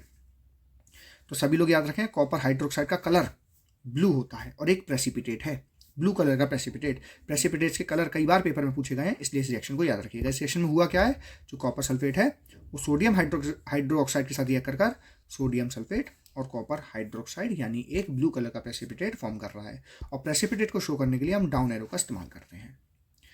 सेकेंड एग्जाम्पल को अच्छे से याद करेंगे। इस रिएक्शन के अंदर में सिल्वर नाइट्रेट जो कि AgNO3 बोला जाता है और सोडियम क्लोराइड, मैं ऊपर ऑलरेडी बता चुका हूं कि सिल्वर नाइट्रेट कैसे बनेगा। भाई नाइट्रेट की वैलेंसी ले ली और Ag की वैलेंसी ले ली, आपस में दोनों को क्रॉस करा और रिएक्शन हो गया। इसके बाद में एक व्हाइट कलर का प्रेसिपिटेट बनता है जिसका नाम है सिल्वर क्लोराइड। सिल्वर क्लोराइड एक व्हाइट कलर का प्रेसिपिटेट होता है। लास्ट इंपॉर्टेंट है और पेपर में आया भी हुआ है, बेरियम क्लोराइड जब सोडियम सल्फेट के साथ में। अच्छा, यहाँ पे सोडियम सल्फेट की जगह आप हाइड्रोजन भी लिख सकते हैं, H2SO4 के साथ भी सेम रिएक्शन होगा, बस फर्क ये है यहाँ पे NaCl बनने के बजाय HCl फॉर्म हो जाएगा। तो जब बेरियम क्लोराइड जब Na2SO4 यानी कि सोडियम के साथ सोडियम सल्फेट के साथ रिएक्ट करता है तो बेरियम सल्फेट एंड NaCl यानी सोडियम क्लोराइड बनाता है। तो बेरियम सल्फेट एक वाइट कलर का प्रेसिपिटेट होता है, ठीक है, सभी लोग याद रखेंगे। नेक्स्ट है हमारे पास change in colour. Colour change होने से भी हम पहचान सकते हैं कि कोई केमिकल रिएक्शन हुआ है। ये रिएक्शन इंपॉर्टेंट है, याद रखिएगा, NCERT बेस्ड रिएक्शन है, एग्जाम्पलर में भी इसका क्वेश्चन है। The chemical reaction between citric acid नींबू में होता है and potassium permanganate solution is characterized by the change in a colour from purple to colourless. जब हम पोटेशियम परमैंगनेट में अगर नींबू निचोड़ दें तो उसका कलर पर्पल से, ये पर्पल कलर की डाई होती है, कलरलेस हो जाएगी। यहां पर जो सिट्रिक एसिड है वो पोटेशियम को ऑक्सीडाइज कर देता है और पोटेशियम परमैंगनेट से कलर चेंज होकर वो कलरलेस सॉल्यूशन में कन्वर्ट हो जाता है। इस रिएक्शन को आप याद कर सकते हैं एग्जाम्पल में लिखने के लिए। उसी प्रकार से जब सल्फर डाइऑक्साइड, ये सल्फर डाइऑक्साइड है, और पोटेशियम डाइक्रोमेट, मैंने आपको ऊपर पोटेशियम डाइक्रोमेट बनाना सिखाया था, जब ये आपस में रिएक्ट करते हैं, जब आप ऐसे कह सकते हो पोटेशियम डाइक्रोमेट से जब ये सल्फर डाइऑक्साइड गैस पास की जाती है तो उसका कलर ऑरेंज से ग्रीन कलर का हो जाता है, और उसका आगे का फर्दर रिएक्शन लिखा हुआ है, आप इसे याद कर सकते हैं। कलर में ही लेड नाइट्रेट जब पोटेशियम आयोडाइड के साथ में, सुनिएगा ध्यान से, लेड नाइट्रेट और पोटेशियम आयोडाइड, ऊपर लेड की भी वैलेंसी दे रखी है, नाइट्रेट की वैलेंसी दे रखी है, आप खुद से बना के चेक कर सकते हैं। जैसे मैं आपको उसको समझाकर दिखाता हूँ, जो लेड होता है उसका वैलेंसी हमें 2 दे रखा है, और जो नाइट्रेट है NO3 उसका वैलेंसी 1 होता है माइनस में। तो इसका मतलब ये है जब ये आपस में क्रॉस करेंगे तो ये 1 चढ़ जाएगा PB के साथ में और ये 2 चढ़ जाएगा हमारे नाइट्रेट के साथ में, तो हमारे पास बनेगा PbNO3 होल ट्वाइस के साथ में। आई होप सबको ये बनाने आ रहे होंगे अच्छे से। तो इस रिएक्शन में हुआ ये है कि पोटेशियम आयोडाइड और लेड नाइट्रेट को जब रिएक्ट कराया गया तो एक येलो कलर का प्रेसिपिटेट बना जिसका नाम था लेड आयोडाइड, और पोटेशियम नाइट्रेट कलरलेस होता है। तो अगर किसी रिएक्शन में कलर्स भी चेंज होते हैं तो हम उसे केमिकल रिएक्शन कह सकते हैं इन बेसिस पर। ये तीनों एग्जांपल सभी लोग अच्छे से याद कर लेना। अब इनमें आप कोई भी मिसिंग वैल्यू आ गई आप आराम से उसे फाइंड कर सकते हैं। Next, change in temperature. The chemical reaction between quick lime and water to form slag lime is characterized by a change in rising temperature. जब हम कैल्शियम ऑक्साइड, जिसको क्विक लाइम के नाम से भी जाना जाता है, किस नाम से? क्विक लाइम के नाम से जाना जाता है, और ये पानी के साथ जब रिएक्ट करता है तो सोडियम हाइड्रोक्साइड बनाता है, और सोडियम हाइड्रोक्साइड के साथ साथ ये काफ़ी सारी हीट भी प्रोड्यूस करता है। अगर आप एक मटका लेंगे, उसमें पानी भरेंगे और उसमें 2-3 टुकड़े कैल्शियम ऑक्साइड के डाल देंगे सॉलिड फॉर्म वाले, तो थोड़े टाइम बाद आकर देखेंगे वो मटका थोड़ा सा गर्म हो जाएगा। तो इसका मतलब है उसके टेम्परेचर में चेंज आया, यानी कि एक केमिकल रिएक्शन हुआ है। The chemical reaction between barium hydroxide and ammonium chloride, क्या क्या बोला गया? Barium hydroxide and aluminium chloride to form barium chloride and ammonia. यहाँ पर सॉरी ये रिएक्शन उल्टा लिख दिया गया है, यहाँ पे बेरियम क्लोराइड है और अमोनियम हाइड्रोक्साइड दे दिया है इधर की साइड में, और बेरियम हाइड्रोक्साइड और अमोनियम क्लोराइड दे दिया इस तरफ में। तो रिएक्शन उल्टा लिख दिया गया है एज कम्पेयर टू जो उसके ऊपर के वर्ड्स हैं। इस केस में क्या होता है? टेम्परेचर गिर जाता है, तो ऊपर वाले रिएक्शन में हीट बढ़ी यानी कि टेम्परेचर राइज हुआ, इस केस में टेम्परेचर डाउन चला जाएगा। तो ये हम कह सकते हैं कि टेम्परेचर शिफ्ट होने का मतलब भी हम केमिकल रिएक्शन कह सकते हैं। लेकिन हमने इन केमिकल रिएक्शन के चेंजेस में टेम्परेचर एक बार बढ़ना देखा, एक बार घटना देखा, उस बेसिस पर हमने इक्वेशन को 2 भागों में बांट दिया। जिस रिएक्शन में हीट बढ़ी थी यानी कि हीट रिलीज हुई थी उनको हम एक्सोथर्मिक रिएक्शन कहते हैं। कैसे याद रखेंगे? एक्सो एग्जिट, एक्सो एग्जिट, तो हीट एग्जिट हो रही है, बाहर निकल रही है। तो जिन केमिकल रिएक्शन में हीट एनर्जी रिलीज होती है उसे एक्सोथर्मिक रिएक्शन कहते हैं। मीथेन गैस जलने पर, जैसे मीथेन गैस जब जलती है, ये तो इथेन है क्या, मीथेन यानी कि CH4, जब CH4 जलती है तो ऑक्सीजन के साथ रिएक्ट करेगी, मैंने बताया जलने पे ऑक्सीजन का रिएक्शन होता है, तो कार्बन डाइऑक्साइड प्लस H2O निकलता है और साथ में हीट भी रिलीज होती है। तो इसका मतलब इस रिएक्शन में हीट एग्जिट हो रही है, निकल रही है, हीट प्रोड्यूस हो रही है, यानी कि एक एक्सोथर्मिक रिएक्शन है। डाइजेशन हो गया, रेस्पिरेशन हो गया, ये भी एक्सोथर्मिक के रिएक्शंस हैं, एग्जांपल्स हैं, आप इनको याद कर सकते हैं क्योंकि इस प्रोसेस में भी हीट रिलीज होती है। एंडोथर्मिक रिएक्शंस वो रिएक्शंस होते हैं जो एनर्जी को एब्जर्व करते हैं रिएक्शन करने के लिए, जैसे कि नाइट्रिक ऑक्साइड, ये याद रखेंगे सभी लोग, नाइट्रिक ऑक्साइड बनता है नाइट्रोजन और ऑक्सीजन से, जो हीट को क्या करता है? एब्जर्व करता है। ये मैं ऊपर भी बताया था कि भाई एक कंडीशन है नाइट्रोजन ऑक्साइड बनाने के, ये वैसे तो नाइट्रोजन मोनोऑक्साइड है, लेकिन ऊपर भी मैंने पढ़ाया था कि रिएक्शन में जब हीट दिया जाता है तब भी रिएक्शंस होते हैं। तो ये वही वाला सेम रिएक्शन लिखा हुआ है, ये एक एंडोथर्मिक रिएक्शन का एग्जांपल है जिसमें हीट एब्जर्व की जा रही है। इवेपोरेशन एक एंडोथर्मिक रिएक्शन है क्योंकि लिक्विड का गैस फॉर्म में चेंज होने के लिए वो हीट को क्या करता है? एब्जर्व करता है। लेकिन एक बात हमें याद रखनी है, जो इवेपोरेशन है वो एक फिजिकल चेंज भी होता है, ठीक है? तो इसके अंदर में माना हीट एब्जर्व हो रही है, हम उसको सिर्फ एंडोथर्मिक रिएक्शन कह रहे हैं, लेकिन उसमें कोई फिजिकल प्रॉपर्टी में चेंज नहीं आ रहा है, ये बात याद रखना है। मतलब केमिकल प्रॉपर्टी में उसके चेंज नहीं आ रहा है, सिर्फ लिक्विड का गैसेस फॉर्म में ट्रांसफॉर्मेशन हो रहा है। जो फोटोसिंथेसिस है वो भी एक एंडोथर्मिक रिएक्शन है क्योंकि उसमें तो बाकायदा हीट को एब्जर्व किया जा रहा है एक चीज़ से दूसरी चीज़ बनाने के लिए। तो रेस्पिरेशन में बता दिया एक्सोथर्मिक रिएक्शन है और डाइजेशन एक एक्सोथर्मिक रिएक्शन है। नेक्स्ट हम कह सकते हैं स्टेट चेंज होना। तो स्टेट चेंज होने से क्या मतलब है?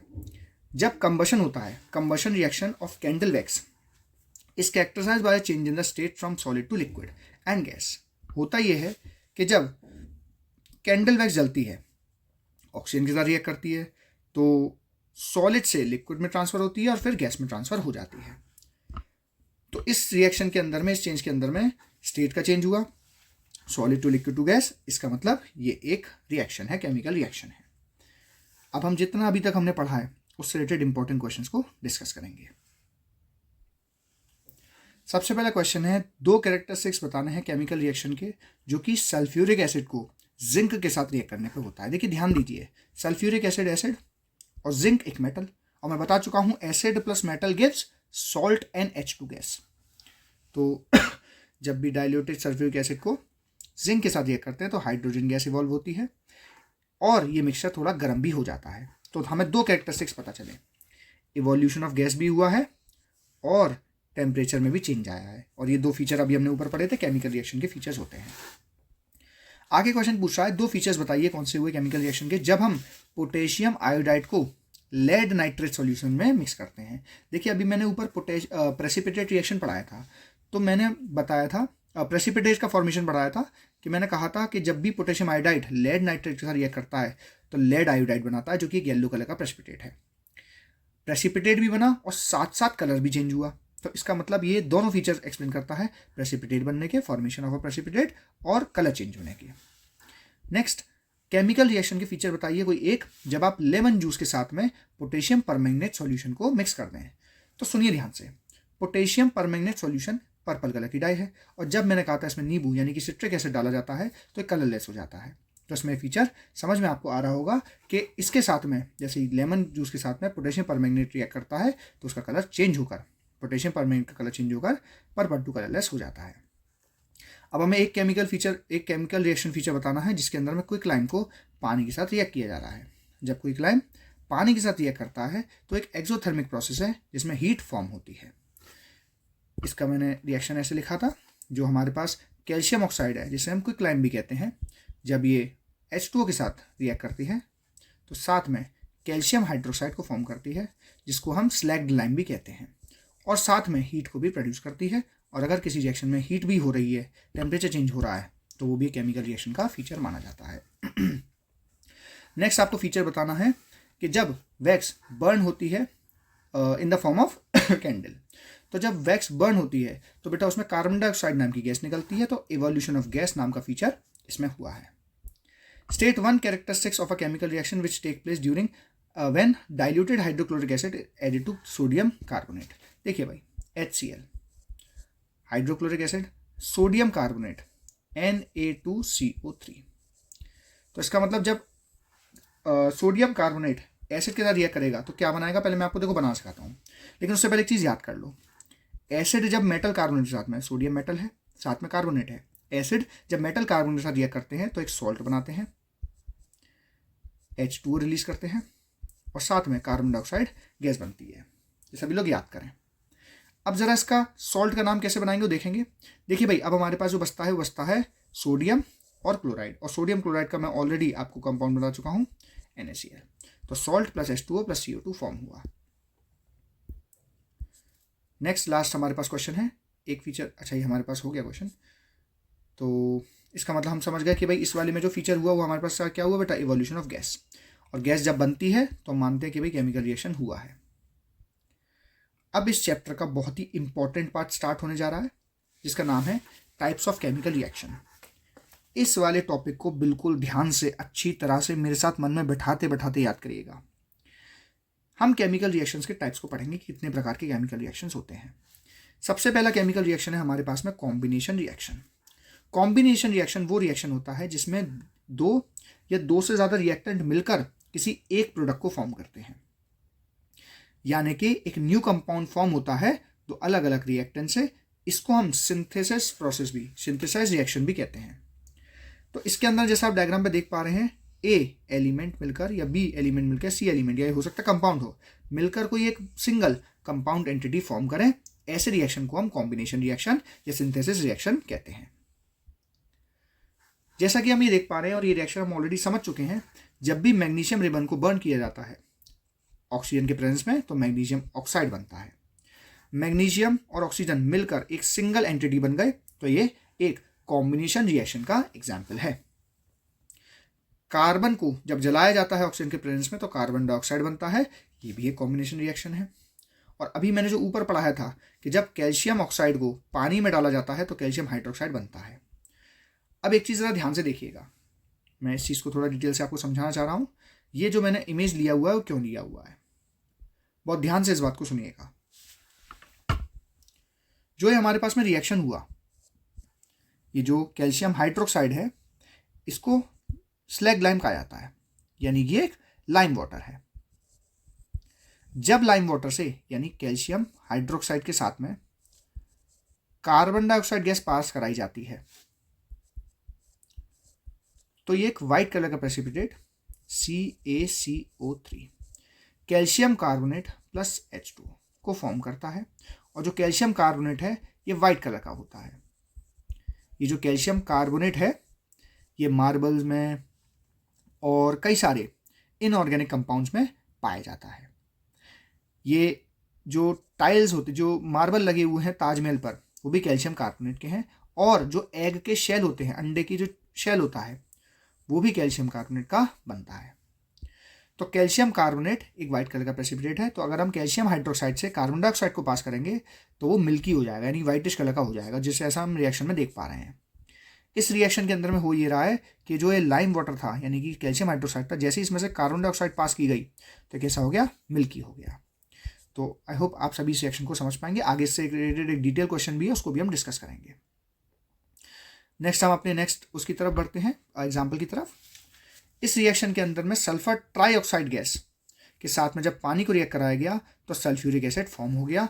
ये भी एक प्रकार का कॉम्बिनेशन रिएक्शन ही है। अब यहां ध्यान से इस बात को सुनिएगा, ये जो रिएक्शन है कौन सा, सल्फर ट्राईऑक्साइड का पानी के साथ में, this reaction is the reason behind acid rain. ये एसिड रेन के पीछे का कारण है, क्योंकि इसमें ऑक्साइड्स ऑफ सल्फर, देखिए सल्फर का ऑक्साइड है ना, and nitrogen reaction with water in the atmosphere, the acid produces, and this acid infused rain poured down on the surface of the earth, which is called acid rain.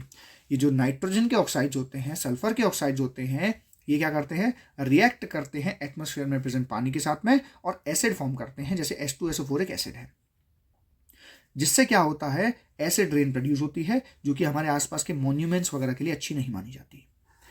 देखिए मैं ना ऊपर वाली reaction को इसके साथ थोड़ा सा कंपेयर करके आपको समझाता हूँ, मिक्स करके समझाता हूँ, जिससे आपको एक वाइडर आउटलुक मिलेगा केमिकल रिएक्शंस को समझने के लिए। बहुत ध्यान से सुनिएगा। मैंने कहा जो मार्बल वगैरह वो किसके बनते हैं भाई, कैल्शियम कार्बोनेट के बनते हैं, ठीक है। और मैंने कभी कहा कि भाई एसिड रेन में क्या है भाई, H2SO4 है। अब देखो होगा क्या, जब इन मार्बल के ऊपर में बारिश पड़ेगी तो ये रिएक्ट करेंगे H2SO4 के साथ में। और जब भी कोई मेटल कार्बोनेट एसिड के साथ रिएक्ट करता है तो एक सॉल्ट H2O और कार्बन डाइऑक्साइड फॉर्म करता है। कार्बोनेट देख के यहाँ पे कार्बन डाइऑक्साइड लिख दिया कीजिए। अब इस सॉल्ट ही कैसे बनेगा, देखिए कैल्शियम बचा और सल्फेट बचा। कैल्शियम की वैलेंसी मैं आपको बता चुका हूँ 2 होती है ना, पॉजिटिव। सल्फेट की वैलेंसी मैं बता चुका हूँ 2 होती है। तो कैल्शियम सल्फेट बनाने के लिए हमें लिखना पड़ेगा, 2 से 2 कट गया, CaSO4। ये हमारे पास सॉल्ट बना। देखिए ये आपने याद नहीं किया, बनाया है। कार्बन डाइऑक्साइड, हाइड्रोजन और ऑक्सीजन अलग कर दिए, बचा क्या, कैल्शियम और सल्फेट। ये आप आगे समझ जाएंगे भाई सॉल्ट क्यों बोला जाता है, लेकिन आपको रिएक्शन करना आ गया होगा। तो जो वाइटनेस थी कैल्शियम कार्बोनेट की, वो एसिड पड़ने के कारण से दूसरे केमिकल में चेंज हो गई और ये हल्का सा कैसा पड़ जाता है, उसका वाइटनेस पीला पड़ जाता है। तो जो एसिड रेन है वो हमारे आसपास के मॉन्यूमेंट्स को इस तरीके से खराब करती है। आई होप आपको ये रिएक्शन अच्छे से समझ में आ गया होगा। अब हम आगे बढ़ेंगे और नेक्स्ट टाइप ऑफ रिएक्शन यानी कि डिकम्पोजिशन रिएक्शन को ढंग से समझेंगे। अब ये डिकम्पोजिशन का मतलब क्या होता है, डिकम्पोजिशन का मतलब होता है टूटना, डिकम्पोज होना, सिंपल केमिकल में बट जाना। भाई हम कहते हैं कि जो ये फंगस वगैरह होती हैं या जो बॉडीज होती है जानवरों की, जब ज़मीन में चली जाती हैं, मिट्टी में मिल जाती हैं, तो आसपास के एंजाइम्स उसे डिकम्पोज करते हैं। ये डिकम्पोज वर्ड का मतलब क्या है, डिकम्पोज का मतलब है जो वो पार्टिकल्स हैं, जो केमिकल है, उसको छोटे छोटे अलग अलग पार्टिकल्स में तोड़ना। हम जो खाना खाते हैं उसे डाइजेस्ट करते हैं ना, तो हम भले पिज्जा खा लें, बर्गर खा लें, मोमोज खा लें, पेट तो भाई कुछ ही चीज़ें समझ रहा है, एंजाइम्स कुछ ही चीज़ें समझ रहे हैं। उसमें से प्रोटीन अलग कर दिया, स्टार्च अलग कर दिया, उसमें से फैट अलग कर दिया। तो इसका मतलब ये क्या हो रहा है, एक प्रकार का डिकम्पोज ही हो रहा है, बट इसे डाइजेशन कहा जाता है। तो डिकम्पोज रिएक्शन एक्चुअल में क्या होगा, तो डिकम्पोज रिएक्शन वो रिएक्शन होगा जिसमें एक सिंगल कंपाउंड यानी एक सिंगल कोई यूनिट अलग अलग छोटे छोटे कंपाउंड या एलिमेंट्स में बट गई। जैसा इस डायग्राम में आप देख पा रहे हैं, ABC मिक्स कर कर एक कंपाउंड है जो कि हीट देने के कारण से, इलेक्ट्रिसिटी के कारण से, लाइट के कारण से, भाई कंडीशन भी तो चाहिए, रखे रखे थोड़ी ना टूट जाएगा, तो अलग अलग अलग अलग एलिमेंट्स में या कंपाउंड्स में बट गया। इस रिएक्शन को हम डिकम्पोजिशन रिएक्शन कहते हैं। इसके एग्जांपल्स बिल्कुल अच्छे से याद रखिएगा। देखिए भाई, अभी हमने कैल्शियम कार्बोनेट बनाना ऊपर सीखा, जिनको नहीं याद आया मैं फिर से एक बार रिकैप करवाता हूँ। देखिए, कैल्शियम ऑक्साइड को सबसे पहले डाला हमने पानी के साथ में, ये बना कैल्शियम हाइड्रोक्साइड, और साथ में क्या बनी, बहुत सारी हीट बनी। ये एक कॉम्बिनेशन रिएक्शन का एग्जाम्पल है और एक एक्सोथर्मिक रिएक्शन का भी एग्जाम्पल है। नेक्स्ट, ये जो कैल्शियम ऑक्साइड है, हाइड्रोक्साइड है, जो कैल्शियम हाइड्रोक्साइड है, तो कैल्शियम हाइड्रोक्साइड फॉर्म होगा, और जो ये कैल्शियम हाइड्रोक्साइड है, जब इसको कार्बन डाइऑक्साइड के साथ रिएक्ट किया जाता है तो ये बनता है कैल्शियम कार्बोनेट प्लस H2O। अब ये जो कैल्शियम कार्बोनेट फॉर्म हुआ है, अब हम इसका डिकम्पोजिशन रिएक्शन सीखेंगे। ये जो कैल्शियम कार्बोनेट है, जो कि वाइट मार्बल में हमको देखने को मिलता है, तो कैल्शियम कार्बोनेट को जब हम हीट देते हैं, तो हीट देने से होता यह है कि उसमें कैल्शियम ऑक्साइड अलग हो जाता है, और CO3 था तो CO2 तो अलग कर ही दूँ, कार्बन डाइऑक्साइड गैस रिलीज होती है। समझिए इस बात को, जहाँ से जो बना है कैल्शियम ऑक्साइड से कैल्शियम हाइड्रोक्साइड बना, फिर कैल्शियम कार्बोनेट बना, वही वापस से रिपीट हो गया। तो केमिकल्स की दुनिया बड़ी विचित्र होती है इसी तरीके से। लेकिन ये रिएक्शन तभी हो पाया जब हमने इसको हीट दी। तो इसका मतलब डिकम्पोजिशन रिएक्शन में कोई ना कोई रिक्वायरमेंट होगी, उसके बेसिस पे हमने अलग अलग केमिकल्स को बांट दिया। जैसे कि फेरिक ऑक्साइड, ये रिएक्शन इंपॉर्टेंट है, याद रखिएगा और लिखिएगा कॉपी में। फेरिक हाइड्रोक्साइड को जब हीट करा तो वो फेरिक ऑक्साइड में क्या हो गया, कन्वर्ट हो गया। तो फेरिक हाइड्रोक्साइड रिएक्ट होकर हीट के कारण से फेरिक ऑक्साइड में कन्वर्ट हो गया, जो कि एक डिकम्पोजिशन रिएक्शन का एग्जाम्पल है। तो इसमें हम डिकम्पोजिशन को 3 भागों में पढ़ेंगे, थर्मल डिकम्पोजिशन, इलेक्ट्रोलाइटिक डिकम्पोजिशन और फोटोलाइसिस डिकम्पोजिशन। तो पहले बात करेंगे हम थर्मल डिकम्पोजिशन की। थर्मल डिकम्पोजिशन का मतलब, थर्मल का मतलब होता है हीट, तो जब हीट के कारण से डिकम्पोजिशन होगी उसे थर्मल डिकम्पोजिशन कहा जाएगा। जैसे PbNO3, जब हीट इसको प्रेजेंट की जाती है तो क्या बनता है भाई, NO2 बनता है, ऑक्सीजन बनता है, और PbO बनता है, लेड ऑक्साइड बनता है। नेक्स्ट है इलेक्ट्रोलाइटिक डिकम्पोजिशन, जब इलेक्ट्रिसिटी की मदद से कोई कंपाउंड डिकम्पोज होता है उसे इलेक्ट्रोलाइटिक डिकम्पोजिशन कहते हैं। जैसे कि electrolysis process, when electricity is passed in water, जब पानी से इलेक्ट्रिसिटी पास की जाती है तो डिकम्पोज होकर हाइड्रोजन और ऑक्सीजन में निकलती है। तो हाइड्रोजन अलग, ऑक्सीजन अलग, ये इलेक्ट्रोलाइटिक डिकम्पोजिशन का रिएक्शन का एग्जाम्पल है। लास्ट है फोटोलाइसिस, यानी कि फोटो डिकम्पोजिशन रिएक्शन, जिसमें लाइट के कारण से, सनलाइट हो या कोई भी लाइट हो, उसके कारण से जब कोई कंपाउंड 2-3 भागों में टूटे या उससे ज़्यादा भागों में टूटे, उसे फोटोलाइटिक डिकम्पोजिशन कहते हैं। यह रिएक्शन इंपॉर्टेंट है। जब सिल्वर क्लोराइड को सनलाइट दिखाई जाती है, सनलाइट के प्रेजेंस में वो आता है, तो उस सिल्वर मेटल और क्लोरीन गैस में क्या हो जाता है, बट जाता है। फोटोग्राफिक पेपर के ऊपर में सिल्वर क्लोराइड लगी हुई होती है, और जैसे ही उसके ऊपर में लाइट पड़ती है, which turns into grey when expose to sunlight, क्योंकि वो एक सिल्वर क्लोराइड है, वो कलरलेस होता है, लेकिन सिल्वर एक ग्रे कलर का मेटल होता है, तो जैसे ही उस पर लाइट पड़ती है तो ग्रेश कलर का हो जाता है। इसे फोटोग्राफिक पेपर बनाने में इस्तेमाल लिया जाता है। आई होप आपको डिकम्पोजिशन रिएक्शन समझ में आ गया होगा। नेक्स्ट हमारे पास में है डिस्प्लेसमेंट रिएक्शन। डिस्प्लेसमेंट रिएक्शन वो रिएक्शन होता है जिसमें more reactive elements displaces less reactive elements, जिसमें ज़्यादा एक reactive element less reactive elements को क्या कर लेता है बेटा, डिस्प्लेस कर लेता है। Displacement reactions are also known as substitution reaction और सिंगल डिस्प्लेसमेंट या रिप्लेसमेंट रिएक्शंस, इनको इन नामों से भी जाना जाता है। अब इसको ध्यान से सुनेंगे। देखिए, इस एग्जाम्पल को समझते हैं। यहाँ पर एक कंपाउंड है AB और यहाँ है C। ए ने देखा कि भाई जो C है उसके पास तो ज़्यादा पैसा है, रिच है, और जो मेरा दोस्त है B वो तो कमज़ोर है, पैसे वैसे भी नहीं है उसके पास में। तो एक काम करते हैं, B का साथ छोड़ के C के पास चले जाते हैं। तो सेक्शन में क्या हुआ, AC साथ में आ गया, B अलग हो गया। अब ये तो रही थोड़ी मजाक की बात, लेकिन इसके पीछे की साइंस क्या है समझेंगे। इसमें हुआ ये है कि जो C है वो ज़्यादा रिएक्टिव है एज़ कम्पेयर टू B। तो जब कोई लेस रिएक्टिव को छोड़कर, ए ने क्या करा, लेस रिएक्टिव वाले को तो छोड़ दिया और मोर रिएक्टिव के पास जाकर जुड़ गया, ऐसे रिएक्शन को डिस्प्लेसमेंट रिएक्शन कहते हैं। आई होप यह एग्जाम्पल आपको समझ में आ गया होगा। अब हम आगे कुछ इस प्रकार के रिएक्शंस को समझेंगे। When zinc reacts with hydrochloric acid, जब जिंक हाइड्रोक्लोरिक एसिड के साथ रिएक्ट करती है तो जिंक क्लोराइड और हाइड्रोजन गैस बनती है। मैं ऑलरेडी बता चुका हूँ, जब भी कोई मेटल एसिड के साथ रिएक्ट करेगा हमेशा सॉल्ट प्लस H2 गैस बनाएगा। तो हुआ क्या है, ये जो क्लोरीन है इसने देखा है भाई हाइड्रोजन जो है बहुत ही नॉन रिएक्टिव है, ज़्यादा रिएक्टिव नहीं है एज कम्पेयर टू जिंक, तो उसको छोड़कर वो जिंक के पास जाकर ZnCl2 बना गया। ZnCl2 ही क्यों बना, क्योंकि जिंक की वैलेंसी बता चुका हूँ ऊपर +2 होती है, क्लोरीन की 1 होती है, तो क्रॉस करेंगे तो बनेगा जिंक Cl2। तो इस केस में जो H है वो कम रिएक्टिव है as compare to zinc. Reactivity series अगर आपको याद रखनी है तो आप इसको देख सकते हैं।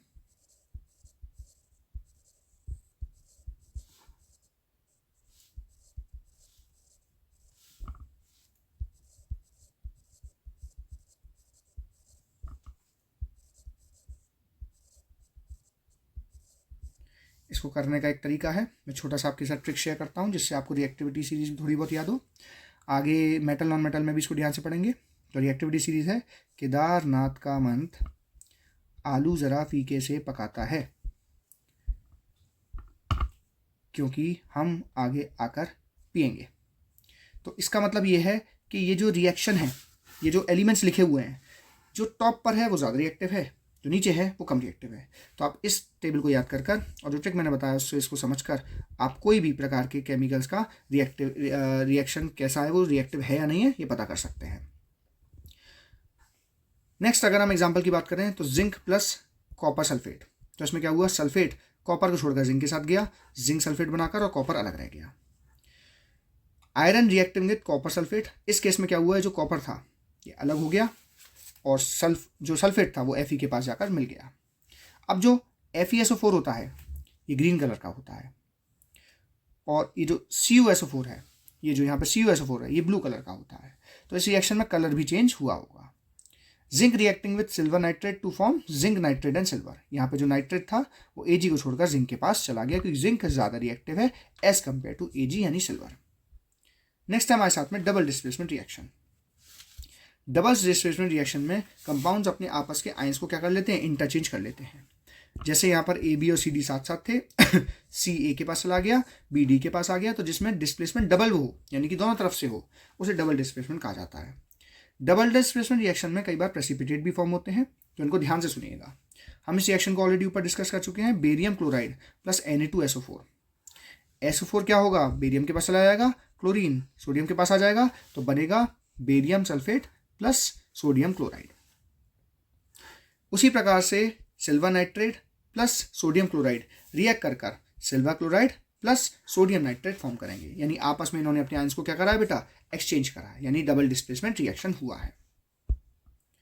In this reaction, silver nitrate and sodium chloride are mixed together, and silver ions and chloride ions react with each other to form silver chloride, which appears as white precipitate. इसमें white color का precipitate AgCl भी बना।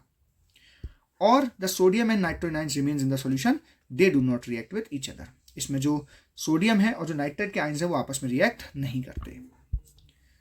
When sodium hydroxide एक base है, जब ये acid के साथ रिएक्ट करता है, ध्यान रखिएगा कोई भी बेस, ये आगे भी पढ़ेंगे, एसिड के साथ रिएक्ट करता है हमेशा सॉल्ट प्लस वाटर बनाता है, तो उसमें NaCl और H2 भी बना। इस रिएक्शन को न्यूट्रलाइजेशन रिएक्शन भी कहते हैं। इसमें बेस और एसिड आपस में एक दूसरे को न्यूट्रलाइज कर लेते हैं। The formation of water molecules is by the combination of OH negative and H+ ions. देखिए होता क्या है, जब किसी बेस को पानी में एक्वा सॉल्यूशन में डाला जाता है तो OH नेगेटिव आयंस निकलते हैं, और एसिड को पानी में डाला जाता है तो H+ आयन निकलते हैं। ये जो H+ आयंस होते हैं और जो बेस से निकले हुए OH नेगेटिव आयंस होते हैं, ये आपस में मिलकर H2O को फॉर्म करते हैं। तो इस रिएक्शन को एक न्यूट्रलाइजेशन रिएक्शन का एग्जांपल भी कहा जा सकता है, और इसके अंदर में कॉमन सॉल्ट यानी HCl का फॉर्मेशन भी होता है। आप इस रिएक्शन को अच्छे से पढ़ लीजिएगा, यह आगे के लिए इंपॉर्टेंट रिएक्शन भी है। अब एक बात याद करने की, समझने की, कि डबल डिस्प्लेसमेंट रिएक्शन में प्रेसिपिटेट भी फॉर्म होते हैं, और जब डबल डिस्प्लेसमेंट में प्रेसिपिटेट फॉर्म हो उस रिएक्शन को प्रेसिपिटेशन रिएक्शन कहते हैं। What is precipitate? जिस चीज़ को इनसॉल्युबल कहा जाता है, जो आगे रिएक्शन में पार्टिसिपेट नहीं होती, जो सॉलिड फॉर्म में स्टिक हो जाती है सरफेस वगैरह से, उसे हम प्रेसिपिटेट कहते हैं, जिनको अलग अलग कलरों से भी सब पहचाना जाता है। न्यूट्रलाइजेशन रिएक्शंस वो रिएक्शंस होते हैं जिसमें एसिड और बेस एक दूसरे को न्यूट्रलाइज कर लेते हैं। तो कई सारे यानी जो एसिड्स हैं उनको बेस की मदद से न्यूट्रलाइज किया जाता है, और वो सब के सब डबल डिस्प्लेसमेंट रिएक्शन का क्या है, एग्जाम्पल है। आई होप सबको समझ में आ रहा होगा। नेक्स्ट हमारे पास है ऑक्सीडेशन एंड रिडक्शन रिएक्शन। देखिए, अगर सिंपल भाषा में कहें तो ऑक्सीडेशन मतलब एडिशन ऑफ ऑक्सीजन, ऑक्सीजन का आ जाना, या किसी चीज़ से हाइड्रोजन का निकल जाना। किसी चीज़ में या तो ऑक्सीजन आ गया है या हाइड्रोजन निकल गया है, इस केस में इसको ऑक्सीडेशन कहा जाता है। तो ऑक्सीडेशन रिएक्शन क्या रिएक्शन है जिसमें या तो ऑक्सीजन आ जाए या हाइड्रोजन निकल जाए। लेकिन ये ऑक्सीडेशन को आप बड़ी क्लासेस में जब पढ़ेंगे तो इनके और डिटेल में आपको पढ़ाया जाएगा कि ऑक्सीडेशन आखिर वाकई में मतलब क्या है। ऑक्सीडेशन में लूजिंग ऑफ इलेक्ट्रॉन्स कैसे होता है एंड रिडक्शन में गेनिंग ऑफ इलेक्ट्रॉन्स कैसे होता है। एलिमेंट्स और कंपाउंड्स इन विच ऑक्सीजन और oxygen is added and hydrogen is removed, उसको हम कहते हैं कि ये चीज़ क्या हुई है, ऑक्सीडाइज्ड हुई है। जैसे मान के चलो कैल्शियम पे ऑक्सीजन आ गया तो बोलेंगे कैल्शियम ऑक्सीडाइज हुआ है। कैल्शियम से हाइड्रोजन निकल गया तो बोलेंगे कैल्शियम ऑक्सीडाइज हुआ है। रिडक्शन क्या होता है, इसका उल्टा कर देने पर या तो हाइड्रोजन ऐड हो जाए या ऑक्सीजन रिमूव हो जाए, इसको हम रिडक्शन रिएक्शन कहते हैं। जब किसी चीज़ में से ऑक्सीजन रिमूव हो जाती है तो हम कहते हैं ये चीज़ रिड्यूस हो गई। कैल्शियम से ऑक्सीजन निकल गया तो बोलेंगे कैल्शियम रिड्यूस हुआ है, या हाइड्रोजन आ गया तो बोलेंगे कैल्शियम रिड्यूस हुआ है। अभी ऑक्सीडाइजिंग एजेंट क्या होते हैं और रिड्यूसिंग एजेंट क्या होते हैं। भाई, the substances which gives oxygen for oxidation, जो खुद रिड्यूस होकर अपने अंदर से ऑक्सीजन को दे देते हैं दूसरे को ऑक्सीडाइज होने के लिए, उसे ऑक्सीडाइजिंग एजेंट कहते हैं। भाई, जो दूसरे का काम करवा रहा है उसी को तो उसका एजेंट कहेंगे। वो खुद तो रिड्यूस हो रहा है और ऑक्सीडेशन करवा रहा है तो उसे ऑक्सीडाइजिंग एजेंट कहा जाएगा। और जो खुद अपने अंदर से अपने अंदर से हाइड्रोजन भी रिमूव कर दें और उनको क्या कहा जाता है, उनको भी ऑक्सीडाइजिंग एजेंट कहा जाता है। तो सरल भाषा में अगर कहें, जो खुद रिड्यूस होकर दूसरे को ऑक्सीडाइज करवा दें वो सारे के सारे ऑक्सीडाइजिंग एजेंट हैं। जो दूसरे का हाइड्रोजन छीन कर अपने पास नहीं आए वो भी ऑक्सीडाइजिंग एजेंट है। रिड्यूसिंग एजेंट क्या है, इसका उल्टा कर दिया जाए, वो सब्सटेंस जो खुद तो ऑक्सीडाइज हो रहे हैं वो दूसरों के लिए रिड्यूसिंग एजेंट का काम करते हैं। जो क्या करें, which gives hydrogen for reduction, जो हाइड्रोजन दें रिडक्शन के लिए वो रिड्यूसिंग एजेंट है, और जो रिमूव कर दें ऑक्सीजन को वो भी रिड्यूसिंग एजेंट है। नेक्स्ट हम बात करेंगे रिडॉक्स रिएक्शन की, जिसमें ऑक्सीडेशन और रिडक्शन साथ साथ होता है।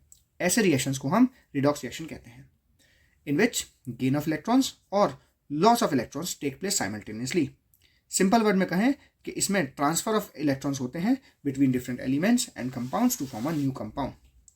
जैसा कि इसमें एग्जांपल दिया गया है कि कॉपर ऑक्साइड को अगर हीट करा जाए, कॉपर ऑक्साइड को अगर हीट करा जाए किसके साथ में, हाइड्रोजन के साथ में, तो कॉपर मेटल बनता है और हाइड्रोजन गैस बनती है। तो कॉपर ऑक्साइड कैसे बना, पहले जरा इसको समझते हैं, फिर आगे का रिएक्शन पढ़ेंगे। ये जो कॉपर ऑक्साइड है, ये कॉपर को ऑक्सीजन के प्रेजेंस में जलाने पर बनता है। मैंने कहा था मेटल को जब जलाएंगे तो मेटल ऑक्साइड बनेगा। ये जो कॉपर ऑक्साइड होता है ब्लैक कलर का होता है, और जब ये हाइड्रोजन से पास किया जाता है तो वापस से अपने ओरिजिनल रेड ब्राउन कलर में आ जाता है। तो इस रिएक्शन में हुआ क्या है, जरा इसको समझते हैं बहुत अच्छे से। इस रिएक्शन के अंदर में कॉपर ऑक्साइड और जब हाइड्रोजन आपस में रिएक्ट करे तो कॉपर बना और हाइड्रोजन यानी कि वाटर बना, H2O बना। तो यहाँ पर देखिए कॉपर ऑक्साइड में से ऑक्सीजन निकल गया, जिसमें से ऑक्सीजन निकल जाता है उसे कहते हैं रिड्यूस होना। ये रिड्यूस्ड हुआ है, और अगर ये खुद रिड्यूस हुआ है तो क्या एक ऑक्सीडाइजिंग एजेंट है। जो खुद रिड्यूस होते हैं वो ऑक्सीडाइजिंग एजेंट होते हैं। और हाइड्रोजन के पास में यहाँ पे ऑक्सीजन हम देख पा रहे हैं कि आ गया है, तो जिसके पास ऑक्सीजन आ जाता है वो तो ऑक्सीडाइज माना जाता है। तो क्या हुआ, ऑक्सीडाइज हुआ है। लेकिन जो खुद ऑक्सीडाइज होते हैं वो दूसरों के लिए क्या होते हैं, रिड्यूसिंग एजेंट होते हैं। अच्छा, ऑक्सीडाइजिंग एजेंट और रिड्यूसिंग एजेंट हम हमेशा रिएक्टेंट साइड को बोलते हैं, कभी भी प्रोडक्ट साइड को नहीं बोलेंगे, ये बात याद रखनी है। तो इसका मतलब मैं कह सकता हूँ कि copper oxide is reduced to form copper and hydrogen is oxidise to form H2O। Copper oxide एक रिड्यूसिंग एजेंट है, ऑक्सीडाइजिंग एजेंट है क्योंकि खुद रिड्यूस हुआ है, और जो हाइड्रोजन है वो एक रिड्यूसिंग एजेंट है क्योंकि खुद ऑक्सीडाइज हुआ है। हम आसपास के लाइफ में ये ऑक्सीडेशन का असर कहाँ देख सकते हैं। सबसे पहले मेटल के कोरूजन पे, लोहे पे जंग लग जाती है, वो ऑक्सीडेशन रिएक्शन के कारण से लग जाती है। जैसे कि जब आयरन पे कोरोजन होता है। कोरोजन का मतलब समझाते हैं, एक ऐसा अनडिजायरेबल चेंज जो कि मेटल को अटैक कर मॉइस्चर, एसिड, एयर के कारण से उसके सरफेस को, उसकी बनावट को खत्म कर देता है, खराब कर देता है। लोहे पे जंग लग जाती है तो रिकवर नहीं हो सकती क्योंकि ये केमिकल चेंज है। हाँ, हम रोक सकते हैं उसके होने से पहले, लेकिन अगर हो चुका है तो उसको ठीक नहीं कर सकते। जैसे कोरोजन है, उस केस में क्या हुआ, क्या बना भाई, एक कंपाउंड बनता है जब जो आयरन है Fe है वो रिएक्ट करता है ऑक्सीजन और वाटर के प्रेजेंस में। भाई 3 टेस्ट ट्यूब ले लिए, 3 टेस्ट ट्यूब के अंदर में पहले वाले टेस्ट ट्यूब में सिर्फ और सिर्फ पानी डाला और ऊपर से ऑयल डाल दिया जिससे उसके अंदर ऑक्सीजन ना आ जा पाए। दूसरे वाले में भी ये कील डाली, कील रखी हुई है ये Fe, उसके ऊपर पानी डाल दिया और ऑक्सीजन में ओपन रखने की छोड़ दी। दूसरे को क्या करा, हमने पानी ही नहीं डाला, ऐसे ही बस रखकर छोड़ दिया। हम थोड़े टाइम बाद, थोड़े दिनों बाद आएंगे तो देखेंगे जो ये वाला है इसके अंदर कोई भी रिएक्शन टेक प्लेस नहीं किया, कलर चेंज नहीं हुआ। ये वाला है इसमें कोई रिएक्शन टेक प्लेस नहीं हुआ, कलर चेंज नहीं हुआ, लेकिन इसके अंदर कलर चेंज हो गया। क्यों? क्योंकि इसमें ऑक्सीजन नहीं थी तो ऑक्सीडेशन नहीं हो पाया, इसमें वाटर नहीं था तो ऑक्सीडेशन नहीं हो पाया, लेकिन इसमें वाटर भी था और हवा की सप्लाई भी थी, इसलिए ये रिएक्शन हुआ और उसमें क्या लग गई, जंग लग गई, और जंग लगने के कारण से इसका कलर रेड कलर में चेंज हो गया। तो साफ साफ लिखा हुआ है, एक बार इसको पढ़ लेते हैं। Iron reacts with oxygen and moisture और एक रेड कलर का सब्सटेंस बनाता है, इसको रस्ट कहते हैं। कॉपर पर भी कोरोजन होता है, समझिए, रस्टिंग तो सिर्फ आयरन के लिए बोलेंगे लेकिन कोरोजन सबका अलग अलग होता है। कॉपर के ऑब्जेक्ट की शाइन चली जाती है कुछ टाइम बाद में, क्योंकि उनका सरफेस रिएक्ट कर आसपास के एयर में से अपने ऊपर ग्रीन कलर की कोटिंग बनाता है और बेसिक कॉपर कार्बोनेट, क्या भाई, बेसिक कॉर्बोनेट का कॉपर कार्बोनेट बनाता है जिससे वो ग्रीन कलर का हो जाता है।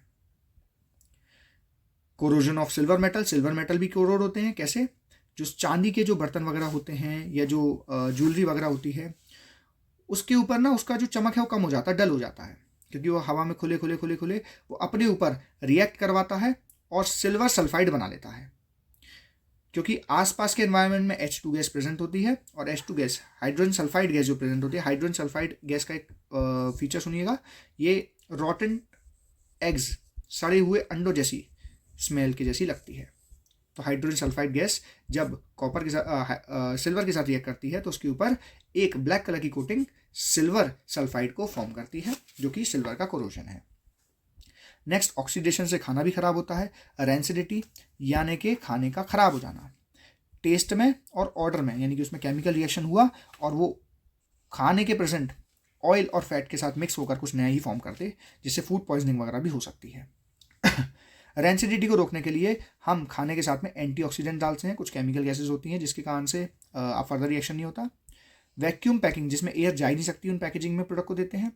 नाइट्रोजन गैस बरतते हैं जो रिएक्शन नहीं होने देती, जो चिप्स के पैकेट में भरकर आती है, या फूड को रेफ्रिजरेटर में रखते हैं। अब हम इस चैप्टर से रिलेटेड इंपॉर्टेंट केमिकल रिएक्शंस को रिकैप करेंगे जो कि पूरे चैप्टर में काफ़ी इंपॉर्टेंट थे। जैसे पहला जो रिएक्शन था वो था कंबशन ऑफ हाइड्रोजन। हाइड्रोजन कैसे कंबस्ट होती है, तो भाई हाइड्रोजन और ऑक्सीजन आपस में मिलकर H2O बनाता है, जो कि कॉम्बिनेशन रिएक्शन का एग्जाम्पल है। ये फोटोसिंथेसिस का रिएक्शन लिखा हुआ है, वाटर का इलेक्ट्रोलाइसिस लिखा हुआ है, रेस्पिरेशन जिसमें हमारे सेल के अंदर में ब्रीदिंग नहीं, सांस लेना नहीं, ये तो एक फिजिकल चेंज है, सिंपल एक केमिकल चेंज की बात कर रहा हूँ। सेल के अंदर में जब ग्लूकोज जाएगा अपने खाने से प्रेजेंट होकर, हमने जो खाना खाया उससे हमारे शरीर के हर सेल के अंदर में ग्लूकोज जा रहा है, हम जो सांस ले रहे हैं उससे हमें ऑक्सीजन मिल रही है। जब ये ग्लूकोज और ऑक्सीजन हमारे सेल के अंदर जाता है तो कार्बन डाइऑक्साइड H2O और एनर्जी को फॉर्म करता है। यही एनर्जी की मदद से हम दिन प्रतिदिन के काम कर पाते हैं। ये एक एक्सोथर्मिक रिएक्शन का एग्जाम्पल है। रस्टिंग ऑफ आयरन का एग्जाम्पल दिया हुआ है, क्विक लाइम और वाटर का रिएक्शन का एग्जाम्पल दिया हुआ है, लेड नाइट्रेट का डिकम्पोजिशन का एग्जाम्पल दिया है, फेरस सल्फेट का एग्जाम्पल दिया है। अब ये फेरस सल्फेट ऊपर भी मैं पढ़ा सकता था लेकिन मैं इसमें रुका हुआ था पढ़ाने के लिए। देखिए भाई, फेरस सल्फेट जो होता है वो ग्रीन कलर का, क्या भाई, ग्रीन कलर का कंपाउंड होता है। जब इसमें हीट दी जाती है यानी कि थर्मल डिकम्पोजिशन किया जाता है, ये ब्राउन कलर का हो जाता है, रेड कलर का हो जाता है और इसमें सल्फर डाइऑक्साइड, सल्फर ट्राइऑक्साइड निकलता है। तो आप सभी लोग इस वाली रिएक्शन को जरूर याद रखिएगा, इसका कलर को याद रखिएगा, ये ग्रीन कलर का होता है, FeSO4। नेक्स्ट हमें दिया हुआ है Fe + CuSO4। अब जरा इसको ध्यान से देखिए, Fe CuSO4, हुआ यह है कि CuSO4 मैंने बताया था ब्लू कलर का होता है और ये आयरन है। CuSO4 के साथ में जो SO4 है, ये देखेगा कि जो Fe है वो तो ज़्यादा रिएक्टिव है, तो SO4 क्या करेगा, Cu को छोड़कर, यानी कि डिस्प्लेसमेंट रिएक्शन करेगा, Fe के पास चला जाएगा FeSO4 बनाने के लिए, जो कि ग्रीन कलर का होता है। तो ये सॉल्यूशन अपना कलर बदलता है। यहाँ पे डिस्प्लेसमेंट रिएक्शन हुआ, साथ में हमें पता चला कि भाई इसमें कलर चेंज हुआ है, यानी कि एक केमिकल रिएक्शन की एक प्रॉपर्टी भी है। Next, reaction of hydrogen gas with pure hydrogen. तो एज अ कैटलिस्ट यूज करते हैं, ये एक एक्सोथर्मिक रिलीज है, आप इसको भी समझ सकते हैं। अब हम स्टार्ट करेंगे इस चैप्टर के सारे इंपॉर्टेंट क्वेश्चंस को, जिससे आपका चैप्टर बढ़िया तरीके से प्रिपेयर हो जाएगा। सबसे पहला क्वेश्चन हमसे कह रहा है हमें एक्स, वाई एंड जेड को इस रिएक्शन में फाइंड करना है। तो देखिए एक्स लिखा कहाँ, ये रहा छोटा सा एक्स, ये रहा छोटा सा एक्स, ये रहा छोटा सा जेड, और वाई हमारा इस एरो के ऊपर है, यानी वाई तो कंडीशन है जिससे रिएक्शन हुआ है, और जो एक्स है वो स्टेट बताता है कि ये सॉलिड है, लिक्विड है, गैस है। तो पहला ऑप्शन जो हमें दे रखा है कह रहा है एक्स गैस है, वाई रिएक्शन की कंडीशन है, और जेड एक गैस है। देखिए भाई ये बात तो इसने बिल्कुल सही बताई कि जो जेड है वो एक गैस है, ऑक्सीजन एक गैस ही है, ठीक है भाई बात तो। वाई रिएक्शन की कंडीशन भी है, ये भी बिल्कुल सही बात है, लेकिन जो एक्स है वो गैस नहीं है, ठीक है। तो ये गैस वाला पोर्शन हमारे गलत हो गया, फर्स्ट ऑप्शन कटता है। एक्स सॉलिड है, वाई लिक्विड है, वाई लिक्विड तो है नहीं, वाई तो कंडीशन है। एक्स नंबर ऑफ मोल्स है, बिल्कुल गलत बात, हमारे पास ऑप्शन ही एक बचता है। एक्स एक फिजिकल स्टेट है, बिल्कुल ठीक बात, फिजिकल स्टेट कुछ भी हो सकती है। और वाई रिएक्शन है, कंडीशन जिसके कारण से रिएक्शन हुआ, और जेड एक फिजिकल स्टेट ऑफ ऑक्सीजन है, ये बात बिल्कुल ठीक है। इसका मतलब ऑप्शन नंबर डी करेक्ट है, जो जिससे हम सिंबल्स के बारे में, मैंने कहा था ना इक्वेशन के साथ में सिंबल्स लिखे जाते हैं जिससे इक्वेशन को और इन्फॉर्मेटिव बनाया जाता है। तो वहीं से क्वेश्चन बोर्ड पूछ चुका है। सेकंड क्वेश्चन की तरफ बढ़ेंगे। सेकंड क्वेश्चन हमारा असर्शन रीजनिंग का है, तो इसको जरा बिल्कुल ध्यान से सुनिएगा। आप सभी लोग अपनी स्क्रीन पर टोटली इसको देख पा रहे होंगे। तो हमारे पास क्वेश्चन कह रहा है कि following is the balanced chemical equation for the action of steam on iron. अब इसमें हुआ क्या है भाई, Fe के साथ में जैसे ही मैंने हाइड्रोजन H2O को रिएक्ट करवाया तो हमारे पास बना Fe3O4 और H2 गैस रिलीज हुई। ये इसका रीजन देखते हैं। The law of conservation of mass holds goods for chemical equation. देखो भाई ये बात तो बिल्कुल ठीक है, following is a balance chemical equation for the action of steam, ये एक बैलेंस केमिकल इक्वेशन है, ये बात हम बहुत अच्छे से समझ गए, और वाकई में एक बैलेंस केमिकल इक्वेशन है भी। और यहाँ पे इसको बैलेंस करके दिखाने के लिए इसमें 3, 3, 4, 4 लगाए गए हैं, और नीचे उसका कारण लिखा है कि लॉ ऑफ कंजर्वेशन ऑफ जो मास होता है वो केमिकल इक्वेशन का पार्ट होता है। तो असर्शन भी बिल्कुल ट्रू है, और इसका रीजन भी बिल्कुल ठीक दिया हुआ है, उसका करेक्ट एक्सप्रेशन भी है। नेक्स्ट हमारे पास थर्ड क्वेश्चन आता है, state the law that followed by the balancing chemical equation. I hope सबको क्वेश्चन समझ में आ गया होगा, बोर्ड क्वेश्चन पूछ चुका है। भाई बैलेंसिंग केमिकल इक्वेशन में कौन सा लॉ काम करता है, लॉ ऑफ कंजर्वेशन ऑफ मास काम करता है। लॉ ऑफ कंजर्वेशन ऑफ मास ये बताता है कि मैटर को ना बनाया जा सकता है ना डिस्ट्रॉय किया जा सकता है, सिर्फ एक रूप से दूसरे रूप में जाता है, और total mass of reactant, total mass of product same रहता है। उसका एक एग्जाम्पल दिया हुआ है, और इस इक्वेशन को बैलेंस करने को भी कहा गया है। हम बैलेंसिंग अच्छे से सीख चुके हैं, आई होप आप इसे बैलेंस कर पाएंगे। नेक्स्ट हमारे पास क्वेश्चन बनता है, explain the significance of photosynthesis. हमें फोटोसिंथेसिस रिएक्शन का सिग्निफिकेंस बताना है, उसके क्या इंपॉर्टेंस है वो बताने हैं, और साथ में हमसे क्वेश्चन कह रहा है कि right the balance chemical equation involve in the process, और उस प्रोसेस में कौन सी केमिकल इक्वेशन होती है। भाई फोटोसिंथेसिस का सिंपल मतलब है लाइट की मदद से फूड को सिंथेसाइज करना। इससे ही सभी लिविंग बींग्स जीवित रहते हैं, क्योंकि जब तक पेड़ पौधे नहीं होंगे, फोटोसिंथेसिस नहीं होंगे, तो हम लोग के पास खाने को क्या होगा। फोटोसिंथेसिस के प्रोसेस के अंदर में कार्बन डाइऑक्साइड का इस्तेमाल करके, पानी का इस्तेमाल करके प्लांट अपना खाना बनाता है, यानी ग्लूकोज बनाता है और ऑक्सीजन फॉर्म करता है। तो उसका एक पूरा रिएक्शन दिया हुआ है, आप इसे अच्छे से याद कर लीजिएगा। ऊपर कंडीशन दी हुई है, सूरज की रोशनी और क्लोरोफिल के कारण से रिएक्शन होता है, तो आप इसे अच्छे से देखकर तैयार कर लीजिए, ये आपको बायोलॉजी में भी काम में आएगा। नेक्स्ट क्वेश्चन की तरफ बढ़ते हैं। फिफ्थ क्वेश्चन हमसे कह रहा है, write the balance chemical equation for the following. इन सबको बैलेंस करके लिखिए। तो हमारे पास रिएक्शन है hydrogen plus chlorine, hydrogen chloride, lead और copper chloride, lead chloride and copper. अब जरा एक बात समझिए, बोर्ड ने क्वेश्चन दे दिया, बोर्ड ने कॉपर क्लोराइड लिख दिया, अब आपको पता ही नहीं है कॉपर क्लोराइड क्या होता है, तो आप सोच विचार में पड़ जाएंगे। लेकिन इसको बनाने का तरीका मैं आपको ऑलरेडी बता चुका हूँ। कॉपर की जो वैलेंसी है वो है 1, क्लोरीन की जो वैलेंसी है वो है, सॉरी कॉपर की वैलेंसी है 2, क्लोरीन की जो वैलेंसी है वो है -1। जब ये आपस में क्रॉस करेंगे तो बनेगा कॉपर क्लोराइड। तो CuCl2, ना 3 ना 4। आप इस तरीके से इनको बनाने की प्रैक्टिस करेंगे तो आपको ऐसे क्वेश्चंस में दिक्कत नहीं आएगी। तो नेक्स्ट हमें दे रखा है जिंक ऑक्साइड कार्बन और zinc plus carbon monoxide. I hope आप इस क्वेश्चन को और आंसर के साथ में आप इसको करते चलिए, आपकी प्रैक्टिस मेरे साथ साथ होती चलेगी। नेक्स्ट बोर्ड में क्वेश्चन दिया गया है कि भाई calcium oxide reacts vigorously is water to produce a lime. ये जो कैल्शियम ऑक्साइड था ये पानी के साथ रिएक्ट कर कैल्शियम हाइड्रोक्साइड बनाता है। This reaction can be classified as, इस रिएक्शन को क्या कहा जा सकता है? Combination reaction. हाँ जी भाई बिल्कुल ठीक है, ये कॉम्बिनेशन रिएक्शन तो 100% है क्योंकि इसमें दो चीज़ मिलकर एक हुई है। एक्सोथर्मिक रिएक्शन, जी भाई बिल्कुल ठीक है, इसमें हीट भी रिलीज होती है हमको पता, साथ में हीट भी आएगी इसमें। एंडोथर्मिक, ये ऑप्शन गलत है। ऑक्सीडेशन, ये ऑप्शन गलत है। तो इस केस में हमारा ऑप्शन नंबर होगा डी, जिसमें हमसे कह रहा है कि कैल्शियम ऑक्साइड कॉम्बिनेशन रिएक्शन भी है और एक्सोथर्मिक, ये जो calcium oxide plus H2O combination reaction भी है और एक्सोथर्मिक रिएक्शन भी है। नेक्स्ट कह रहा है when hydrogen sulphide gas is pass through blue solution of copper sulphate. देखो हुआ क्या है, हाइड्रोजन सल्फाइड H2S और कॉपर सल्फेट CuSO4। अब ये एक डबल डिस्प्लेसमेंट का पार्ट है, एस कॉपर के पास जाएगा, सल्फेट H के पास जाएगा, तो हमारे पास बनेगा CuS प्लस H2SO4। भाई Cu की वैलेंसी भी 2 होती है, S की वैलेंसी 2 होती है, कट होगा तो CuS लिखा गया है। SO4 की वैलेंसी 2 होती है, H की 1 होती है, तो 1 से 2 मतलब क्रॉस हुआ तो H2SO4 लिखा गया है। अब ये रिएक्शन तो हम समझ गए, हमें खुद से बना भी पाते और आगे क्वेश्चन में बोला भी हुआ है किससे सल्फ्यूरिक गैस बनी। हमसे क्वेश्चन कह रहा है ये किस प्रकार के रिएक्शन का एग्जाम्पल है। तो भाई सिंपल सी बात है, मैंने बोला इसमें आपस में आयंस एक्सचेंज हुए हैं, यानी कि डबल डिस्प्लेसमेंट रिएक्शन का क्या है एग्जाम्पल है। Next, in double displacement reaction such as reaction between sodium sulphate solution and barium chloride. देखिए भाई सोडियम सल्फेट, मैंने रिएक्शन ऊपर लिखवा रखा है, प्रेसिपिटेट रिएक्शन में भी बता रखा है।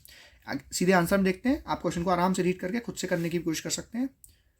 सोडियम सल्फेट बेरियम क्लोराइड आपस में अपने आयंस को एक्सचेंज करेंगे, बेरियम सल्फेट जो कि व्हाइट कलर का प्रेसिपिटेट बनेगा और साथ में सॉल्ट बनेगा NaCl। तो इसमें कौन कौन सी बातें ठीक है जरा पढ़ते हैं। एक्सचेंज ऑफ एटम्स, नहीं भाई एटम्स एक्सचेंज नहीं होते, आयंस एक्सचेंज होते हैं। पूरे पूरे एटम्स कैसे एक्सचेंज हो सकते हैं? तो ऑप्शन नंबर बी तो बिल्कुल ठीक है, तो जिस ऑप्शन में होगा उसे हम टिक करेंगे। क्या प्रेसिपिटेट भी बना? हाँ जी भाई, BaSO4 व्हाइट कलर का प्रेसिपिटेट होता है। और नेक्स्ट कह रहा है इनसॉल्युबल सॉल्ट, हाँ जी भाई ये प्रेसिपिटेट इनसॉल्युबल सॉल्ट ही होता है। BaSO4 एक सॉल्ट है और इनसॉल्युबल है, तो यानी कि प्रेसिपिटेट है। तो ऑप्शन नंबर डी हमारा आंसर ठीक हो जाएगा। नेक्स्ट हमसे क्वेश्चन कह रहा है in which of the following identify initial substance remains unchange. किसमें रिएक्शन होने के बाद में यानी कि इनिशियल सब्सटेंस सेम रहा, जिसमें केमिकल रिएक्शन नहीं हुआ? तो पहला है कर्डलिंग ऑफ मिल्क, मिल्क से दूध से दही बनना। भाई दही से दूध बना के दिखाओ, नहीं बना सकते ना, केमिकल रिएक्शन है। Formation of crystals by the process of crystallisation, ये भाई एक फिजिकल प्रोसेस होता है, क्रिस्टल में कन्वर्ट कर देना एक फिजिकल प्रोसेस है, उसकी केमिकल प्रॉपर्टी चेंज नहीं होती। लेकिन ग्रेप्स का पक जाना, खाने का पचना, ये सब केमिकल रिएक्शन है, तो कौन सा नहीं है किसमें इनिशियल सब्सटेंस चेंज नहीं हुआ? तो ऑप्शन नंबर बी। नेक्स्ट हमसे क्वेश्चन कह रहा है कि study the following equation for of a chemical reaction. ठीक है, इसमें हाइड्रोजन और क्लोरीन मिलकर HCl बनाया, ये कौन सा रिएक्शन है भाई? ये कॉम्बिनेशन रिएक्शन है। इसका केमिकल रिएक्शन लिखो एग्जाम्पल ऑफ टाइप के साथ में। तो इसको नहीं लिखना है, इसके जैसा एक एग्जाम्पल लिखना है। तो आप ये भी लिख सकते हो Mg + O2 gives MgO, या आप लिख सकते हो Na + Cl gives NaCl। तो आपके पास कई सारे और एग्जाम्पल्स भी हैं जो आप कॉम्बिनेशन रिएक्शन में इस्तेमाल में ले सकते हो। या simple CaO + O2 gives calcium hydroxide, वो भी एक पॉपुलर एग्जाम्पल है। नेक्स्ट हमसे कह रहा है इस टाइप को देखिए और इसे पहचानिए कि भाई किस किस प्रकार के केमिकल रिएक्शन ये हुए हैं। देखिए A और BC। हुआ ये कि C ने देखा कि भाई A ज़्यादा रिएक्टिव है, A के पास चलते हैं, तो यहाँ पे कौन सा हुआ होगा? Displacement reaction. A B मिलकर एक नया कंपाउंड बन गए, यानी कि कॉम्बिनेशन रिएक्शन। Q चला गया R के पास में, S चला गया P के पास में, तो आपस में आयंस एक्सचेंज हुए, डबल डिस्प्लेसमेंट रिएक्शन। और यहाँ पे क्या हुआ, जो ऑक्सीजन वाला था ऑक्सीजन निकल के B के पास चला गया और B हमारा ऑक्सीडाइज हो गया, और A के पास से जो A है उसके पास से ऑक्सीजन निकल गया, यानी कि वो रिड्यूस हो गया। तो इसमें रिडक्शन और ऑक्सीडेशन एक साथ हुआ, यानी ये रिडॉक्स रिएक्शन भी है और डबल डिस्प्लेसमेंट रिएक्शन भी है।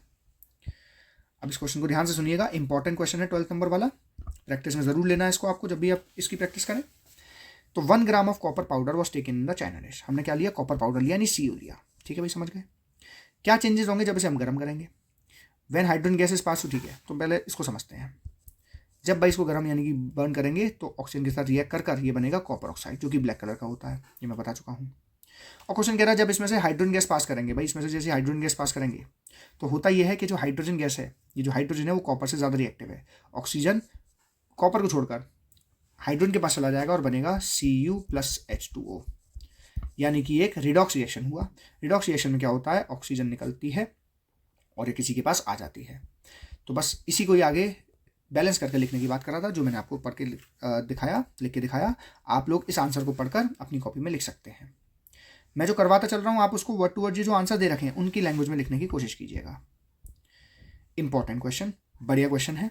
क्वेश्चन हमसे कह रहा है कि एक कंपाउंड है ए। ऐसे क्वेश्चन पेपर में बहुत आते हैं, जो कि सीमेंट बनाने के काम में लिया जाता है, और जब इसको पानी में डाला जाता है तो बहुत ज़्यादा हीट निकलती है। हीट निकलती है जब भी पानी में डाला जाता है। तो अभी हमने एक रिएक्शन ऊपर पढ़ा था, कैल्शियम ऑक्साइड जब पानी में जाता है तो क्या बनता है, कैल्शियम हाइड्रोक्साइड बनता है और बहुत ज़्यादा मात्रा में हीट बनती है, जिसमें मैंने आपको बताया था, मटके में रखकर एग्जाम्पल भी करवाया था।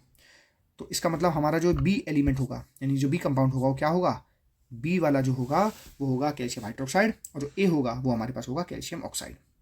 आप इस आंसर को अच्छे से पढ़ लेना, और इस टाइप के रिएक्शन के 2 एग्जाम्पल और देने जो हम ऊपर भी ले चुके हैं। नेक्स्ट कह रहा है mention the reason the change in, ठीक है, क्या कारण रहा कि इस रिएक्शन का कलर चेंज हुआ। ध्यान से सुनेंगे। सिल्वर क्लोराइड को जैसे धूप दिखाई गई तो फोटोलाइटिक डिकम्पोजिशन होने के कारण से Ag अलग हो गया, क्लोरीन अलग हो गया, जिसको फोटोग्राफी पेपर बनाने में इस्तेमाल किया जाता था। नेक्स्ट, कॉपर पाउडर को जब हीट किया गया ऑक्सीजन के प्रेजेंस में तो उसके कलर में क्या आ गया, चेंज आ गया। वो कॉपर ऑक्साइड बन गया जो कि ब्लैक कलर का होता है। और जैसे ही हमने जिंक को कॉपर सल्फेट सॉल्यूशन में डाला, आप समझिए जरा, जिंक प्लस कॉपर CuSO4 होगा। ये जो जिंक है वो ज़्यादा रिएक्टिव है। SO4 कॉपर को छोड़ के जिंक के पास जाएगा तो बनेगा ZnSO4 प्लस Cu। तो कौन सा रिएक्शन हुआ भैया, ये डिस्प्लेसमेंट रिएक्शन अकर हुआ। तो क्या क्या चेंजेस आने हैं वो आपको बताने थे, आप आई होप समझ गए होंगे। अच्छा, ये जो कलर था, जो कॉपर सल्फेट का कलर था, वो तो हमने पढ़ाया नहीं।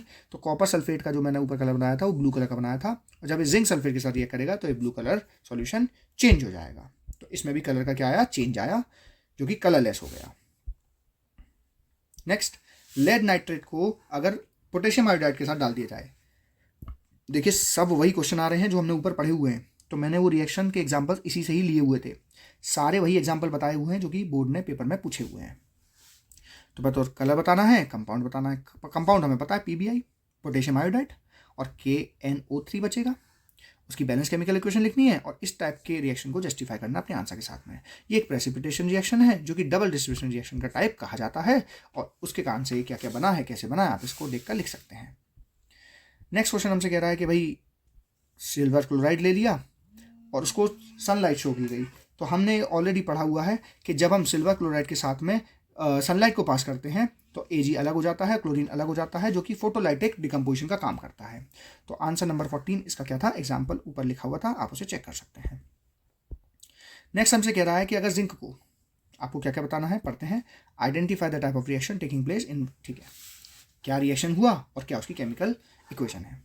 तो जिंक जब रिएक्ट करता है सिल्वर नाइट्रेट के साथ में, तो देखिए होगा क्या, नाइट्रेट जो है वो जिंक के पास चला जाएगा, सिल्वर अकेला रह जाएगा। तो ये कौन सा रिएक्शन है, ये एक डिस्प्लेसमेंट रिएक्शन है। और पोटेशियम आयोडाइड और लेड नाइट्रेट हम ऑलरेडी ऊपर पढ़ चुके हैं, आप उसमें से आंसर चेक करके पता कर सकते हैं। ठीक है भाई, ये इंपॉर्टेंट है, मैंने आपसे कहा भी था, ये वाला क्वेश्चन मैंने बात के लिए भी रखा हुआ है। तो हुआ क्या भाई, फेरस सल्फेट क्रिस्टल है। Ferrous sulphate crystal blue colour का क्रिस्टल, मैं आपको ग्रीन कलर का क्रिस्टल, ये मैं आपको ऊपर बता चुका हूँ। जब इसको बॉइलिंग ट्यूब में, are heated in a dry boiling tube, जब इसे हीट किया जाता है तो थर्मल डिकम्पोजिशन होने के कारण से ये फेरिक ऑक्साइड, सल्फर डाइऑक्साइड और सल्फर ट्राईऑक्साइड में बट जाता है, और ferric oxide brownish red colour का होता है। तो ये जो इसका ग्रीन कलर था वो कन्वर्ट हो गया, यानी कलर भी चेंज हुआ, और ये एक थर्मल डिकम्पोजिशन का एग्जाम्पल भी है। आप सभी इसको अच्छे से याद रखिएगा। नेक्स्ट, कॉपर पाउडर को हीट करने वाला हम ऊपर ऑलरेडी पढ़ चुके हैं। देखिए यहाँ पे आपको ना लाइट हीट और इलेक्ट्रिसिटी वाले डिकम्पोजिशन एग्जाम्पल को समझाना है। ये हम ऑलरेडी डिस्कस कर चुके हैं। आप इस क्वेश्चन को अच्छे से पढ़कर अपने आप से आंसर लिखने की कोशिश कीजिए। नेक्स्ट रिएक्शन है भाई, बेरियम हाइड्रोक्साइड को जब अमोनियम क्लोराइड के साथ रिएक्ट किया जाता है तो क्या बनता है। ये भी हम रिएक्शन ऊपर पढ़ चुके हैं, तो सुनिएगा नीचे यहाँ पर, बेरियम हाइड्रोक्साइड और अमोनियम क्लोराइड। मैंने आपको ऊपर बताया था, ये गलती से मैंने क्या लिख दिया था, उल्टा लिख दिया था ऊपर वाले में, यहाँ पर बिल्कुल सही लिखा हुआ है। तो जरा इसको पढ़ते हैं। बेरियम हाइड्रोक्साइड और अमोनियम क्लोराइड को रिएक्ट कर बेरियम क्लोराइड और अमोनियम हाइड्रोक्साइड बनता है। जो कि एक एंडोथर्मिक रिएक्शन का एग्जाम्पल है। इसमें हीट क्या होती है, टेम्परेचर क्या होता है, कम हो जाता है, यानी हीट क्या होती है, एब्जर्व कर ली जाती है किसके द्वारा, ये रिएक्शन के द्वारा। इसको अच्छे से आप सभी लोग क्वेश्चंस को पढ़ते रखिएगा, इसलिए मैंने इस वीडियो में क्वेश्चंस भी ऐड कर दिए हैं। A solution of potassium chloride mixed with silver nitrate. देखिए भाई हुआ क्या, पोटेशियम क्लोराइड, अब ये जो क्लोराइड है और ये जो नाइट्रेट है ये आपस में अपनी जगह एक्सचेंज करेंगे तो क्या बनाएंगे, सिल्वर क्लोराइड, और सिल्वर क्लोराइड व्हाइट कलर का प्रेसिपिटेट होता है, तो इसमें डबल डिस्प्लेसमेंट हुआ और प्रेसिपिटेट भी फॉर्म हुआ। नेक्स्ट हमसे कह रहा है फेरस सल्फेट को हीट करने पे, ये हम ऑलरेडी ऊपर पढ़ चुके हैं, उससे आप आंसर में चेक कर सकते हैं। Next name the type of chemical reaction represented by the following. ये सारे के सारे हम ऑलरेडी डिस्कस कर चुके हैं, आप एक बार इसको अच्छे से समझ लीजिएगा। हाँ जी भाई, रिडक्शन रिएक्शन क्या है, जिसमें या तो ऑक्सीजन चली जाए या हाइड्रोजन आ जाए। तो अगर हम इस वाले केस की अगर बात करें, what is reduction reaction, identify the substance that are oxidised. ठीक है, रिडक्शन रिएक्शन के बारे में समझाना है, उसकी डेफिनेशन लिखनी है और बताने हैं कि इसमें कौन सा सब्सटेंस ऑक्सीडाइज हुआ है, एग्जाम्पल के साथ बताने हैं। तो पहले हम रिडक्शन रिएक्शन की डेफिनेशन सुनेंगे। ऐसे रिएक्शन जिसमें या तो हाइड्रोजन ऐड हो या ऑक्सीजन रिमूव हो जाए, इनको रिडक्शन रिएक्शंस कहते हैं। और ज़रा हम ऑक्सीडेशन रिडक्शन की अगर बात करेंगे तो बहुत ध्यान से सुनिएगा। जो ऑक्सीजन को रिलीज करवाता है अपने अंदर से वो तो रिड्यूस हुआ है, इस केस में क्या है, फेरिक ऑक्साइड। और जो एल्यूमिनियम है उसके पास ऑक्सीजन आ गया, यानी एल्यूमिनियम ऑक्सीडाइज हुआ है। देखिए हम रिएक्टेंट साइड वाले को ही बोलते हैं हमेशा, प्रोडक्ट साइड वालों को कभी भी ऑक्सीडाइजिंग या रिड्यूसिंग एजेंट नहीं बोलते। तो हम बोलेंगे ये जो है ये रिड्यूस हुआ है, ये ऑक्सीडाइज हुआ है। दूसरे वाले केस में जो PbO है उसमें से तो ऑक्सीजन निकल गया, ये रिड्यूस हुआ है। कार्बन के साथ में ऑक्साइड आ गया तो ये ऑक्सीडाइज हुआ है। तो इस केस में हम देखो लिखने का तरीका देखिए, नीचे इन्होंने रिएक्टेंट साइड वालों के नाम लिखे हुए हैं, इसी तरीके से आपको पेपर में लिख कर आना है। क्वेश्चन कह रहा है क्या एक डिस्प्लेसमेंट रिएक्शन रिडॉक्स रिएक्शन हो सकता है, एग्जाम्पल समझाइए। तो ज़रा एग्जाम्पल समझिएगा, जिंक और CuSO4। अब हुआ यह है कि जिंक के पास में SO4 आ गया, यहाँ पे जिंक चेंज हुआ है ZnSO4 के साथ में by loss of electrons, electrons को लूज कर जिंक हैज बीन ऑक्सीडाइज्ड। तो याद रखिएगा जब भी ऑयल रिग, जब भी इलेक्ट्रॉन्स लूज होते हैं तो ऑक्सीडेशन, जब भी गेन होते हैं तो रिडक्शन। तो इस केस में जो जिंक है उसने गेन करा है, यानी क्या हुआ है, ऑक्सीडाइज्ड हुआ है, और जो लूज करता है उसमें रिडक्शन होता है। तो ये रिएक्शन का एग्जांपल दिया हुआ है और इसमें साथ साथ आपको रस्टिंग ऑफ आयरन का भी एग्जांपल लिखना पड़ेगा। Mention the type of chemical reaction that take place. तो जब रिबन, मैग्नीशियम रिबन को जलाया जाता है तो कॉम्बिनेशन रिएक्शन है। लाइमस्टोन को हीट किया जाता है, थर्मल डिकम्पोजिशन है। सिल्वर ब्रोमाइड को जब लाइट दिखाई जाती है तो वो सिल्वर और ब्रोमाइड में अलग हो जाता है, तो वो एक फोटोलाइटिक रिएक्शन है, फोटोलाइटिक डिकम्पोजिशन रिएक्शन है। इलेक्ट्रिसिटी जब एसिडिफाइड वाटर से पास की जाती है तो फिर इलेक्ट्रोलाइसिस हाइड्रोलाइसिस प्रोसेस है, जिसमें हाइड्रोजन ऑक्सीजन अलग हो जाते हैं।